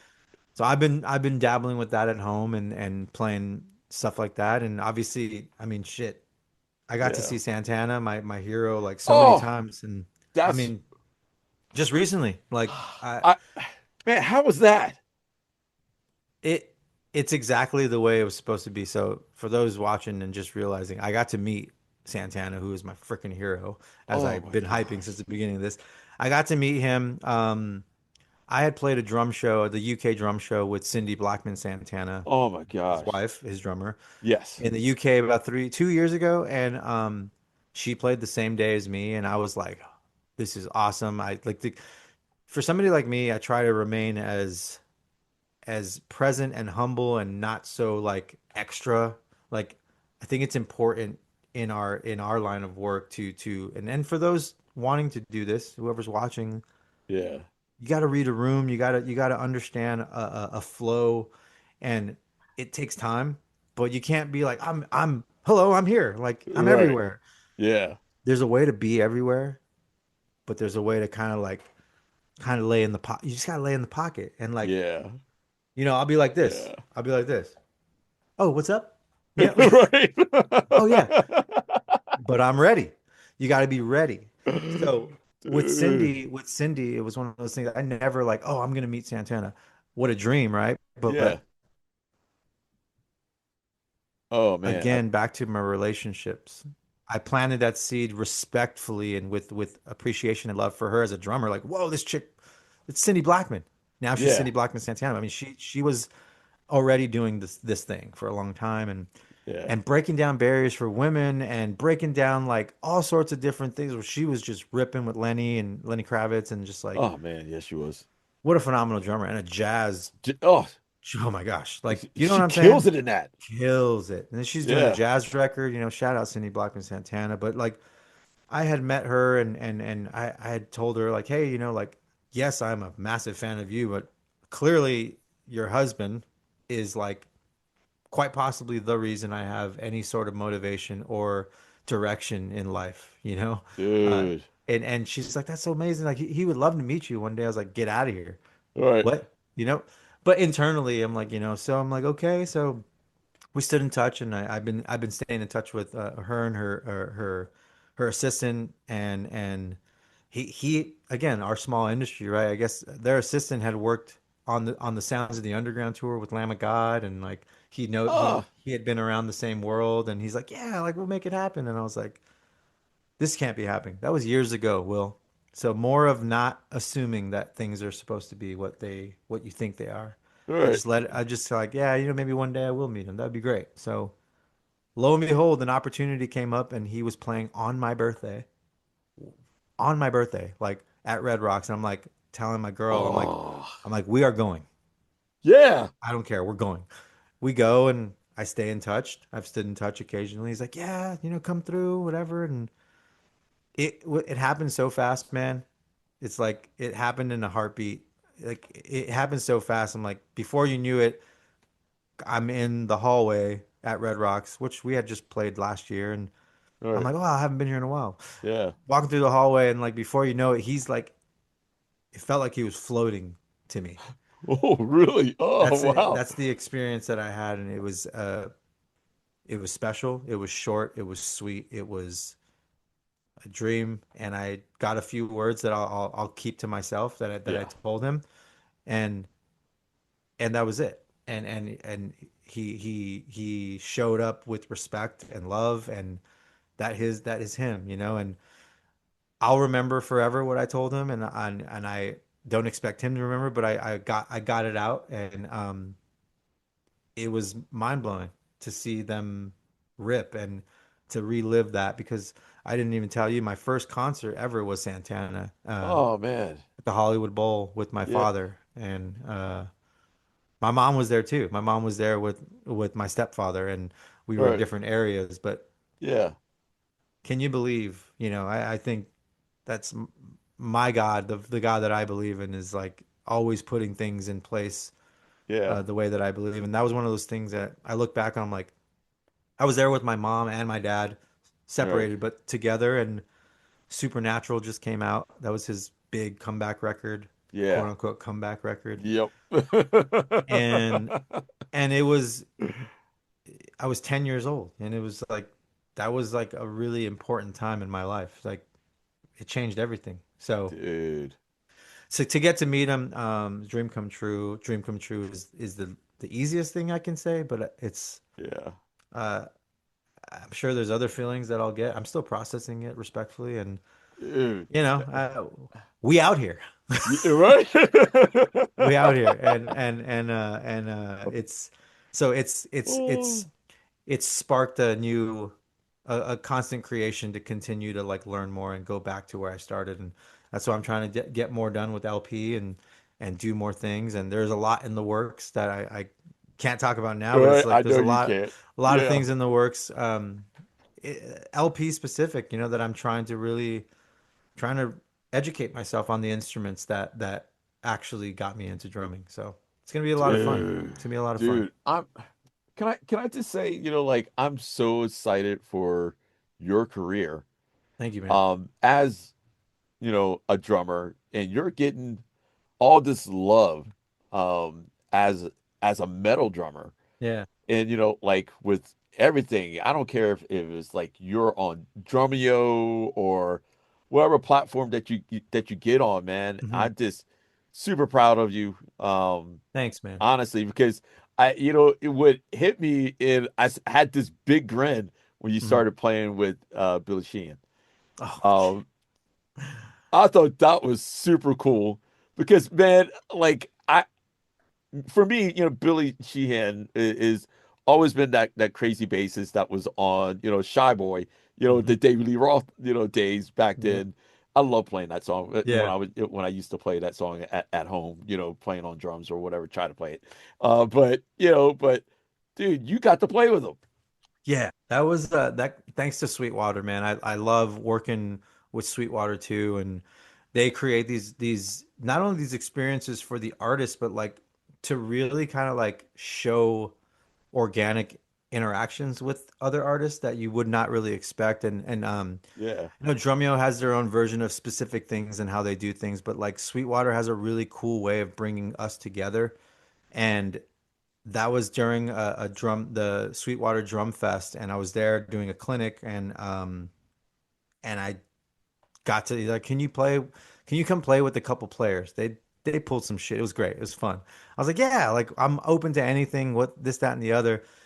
And it kind of gave it away, but he didn't tell me who, but it was Phil Demmel, oh who yeah, formerly of Machine Head, formerly of Violence. Also, he's with Kerry King now. yeah. Phil has filled in for us, the fill-in villain, as we call him, has come in and played guitar for us a few times, and I've known Phil since that 2008 Mayhem Fest when I was drum Oh tech. wow, More relationships, come on, lots of man. them. Uh, I've known Phil for a long time. He's like a really, I don't want to say a father figure, Right. but he's such a, I mean, Phil is such a great father already to his Yeah, family and his kids, yeah, but he's such a good brother, like a big brother, like industry big brother. Like he's always checking in, kind of like, what's going on, kid? What yeah. you got going on? And I love that guy so much. But he called me and he's like, yo, so we're doing this Sweetwater Jam. I was like, wait, what? Oh It's, man, oh, that's cool. It made me feel better because I was right. like, there was some sort of comfort in it, knowing it was him. And I'm like, oh wow, okay, cool. And he's like, yeah, we're gonna jam with somebody, this, that, and we're gonna do. I was like, all right, cool. And I show up and I'm like, they're like, all right, you're jamming with Billy Sheehan. I'm like, fuck, what? I was like, why I was like, set me. I was trying to challenge myself. I was like, set me up with the most basic Ludwig kit, like one up, one down, Yeah, crash, yeah, hi-hat. Let's just do something fun. Maybe a double pedal's fine, cool. yeah. And then Billy Sheehan show. I'm like, great. Oh Oh, man. great. And then I'm sure you've seen the clip, bro, and it's I watch it occasionally sometimes as a Yeah, pinch me moment because Billy, I mean, Billy's great. Billy's great, and it's just still when you hold on to the fan in you, I yeah, believe that you're truly able to create organically. yeah, And this was a moment where I was like nervous, and Phil comforted me, and so we jammed and we did the whole bit, and then he turns around and he's like, "Nice pocket, bro," and I'm like this guy has played with he's played with the best of the best. Like talk about a credible source of like I'm gonna walk a little bit taller t today and yeah, tomorrow, Billy. Thank you for that. And I was stunned. I was like, as if I had like, as drummers, will we go? I personally, for me, I go through waves of feelings of like, oh, like man, I feel like we're perfectionists, and I'm like, damn, I could have played that better, or oh damn, man. or this, that, and the other. Yeah, I've always questioned like, damn, like, am I swinging enough? Like, is my tempos okay? And for yeah, that guy to do that in a moment, and at that moment, I was struggling with like I was like, damn, struggling like creatively, and to do that, he just like popped me back into the lane. Like, get yeah. back in this lane. Here, Oh you're man, killer pocket, bro. I was like, I'm like asking him, dude. did you get that on camera? Like, what is going on? This is like Yeah, forever clout. dude, man. Yeah, it's Great good. job, dude. Thank you. Thank you. It was so Great fun. job, Super man. fun. Super Um, fun. and I'm sorry, I have to wrap things up almost. Yeah, it's great. But yeah, the team here, I forgot to Yeah. say this. Wanted to wish you happy belated birthday. I know it Thank was you. like Thank maybe a you. week or so ago. Yeah. Yeah. Thank you. But yeah, dude, that was killer that you got to meet Santana. Um, And now you but know how deep it felt. oh my It's gosh, deep. yeah. It's deep. It's deep. That's one of your heroes, man. Yeah. Yeah. It's That's great. awesome. Yeah. It was killer. That's awesome, man. I'll be having chills all week. I'm having chills for you right now. Thank you, man. You know? I'm trying to like enjoy the moment, enjoy the ride. My girl's always telling me, she's like, sit back and chill and enjoy this. I was like, I'm I tried, I feel like I'm a survivor. I feel like I've always tried to just like I'm an obsessive mind. I'm like, how do I continue to like do better and this? But it's sometimes it's too much, and I gotta like just sit back and chill, and or I gotta work on something. If I'm Yeah. sitting still, usually I feel like I'm like stagnant. I don't like that feeling. I Yeah. get in a really uncomfortable place, and so I'm trying to just enjoy every moment as it comes, and I am. I really am. Just constantly trying to evolve, man. That's it. Yeah. Like as much as I can, and learn, and then pass it down. You know, Dude, man, I gotta pass it down. So dude, do you have any advice for any like kids that you wanna, like yeah, what do you want to say to them, man? I always do, dude. I always do. I always do because I'm just trying to remember that it's part of my mission statement, if you will. My Okay. life mission statement is always to kind of like come back to the beginning of where and why and how this all happened. Yeah. Um, and I feel like storytelling is important, and that's one big important part of this equation of trying to be a musician and trying to do this for a living. But it's also a time to be transparent and like vulnerable at times, and also like be very like keep it real, dude. Like you Yeah. gotta keep it real. And my advice is simple. Um, keep it real. Um, I feel like you should treat others the way that you want to be treated, and I hope Yeah. everybody wants to be treated with respect. And obviously, love is love, and find common goals with people that share those goals with you. Like surround yourself by those people. Um, like I said, I in life we come across knuckleheads and people that are influencing you in different ways. Yeah. That's not their fault. I made the decisions to like hang out with fucking crappy people sometimes, and that's just what happens. But that's okay.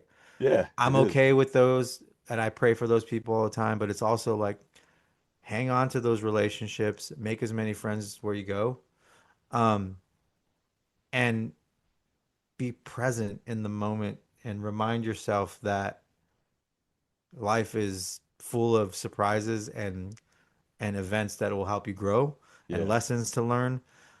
But just take them and then just learn to pass it down, all the good stuff. So that's what I'm trying to do. I'm just trying to pass down the knowledge and the power and these experiences and share them to inspire Yeah. somebody else and help them evolve and then help them create. I always say that's my thing. My motto is to inspire you, help you evolve, and then help you create, because that's what I had Dude, to do. So inspire, evolve, create. Do that every day. there you Oh, go. just continue to do that. So that's my advice, and help out the next one. There You you know, That's what it's I ain't gonna be about. here forever. I ain't gonna be It's here forever. exactly And you know what? All our heroes are not going to be there forever, and it's true. important to keep this art alive. And you know, here we are. Dude, Here we are. man, I just want to say, man, dude, thank you so much for doing this with me. For you, anything, dude. Oh, Shoot, it's dude. great. This is great. I was looking forward to it. That I'm glad we finally made this happen. And Dude, like congratulations on everything you're doing. You're like you dude. are constantly.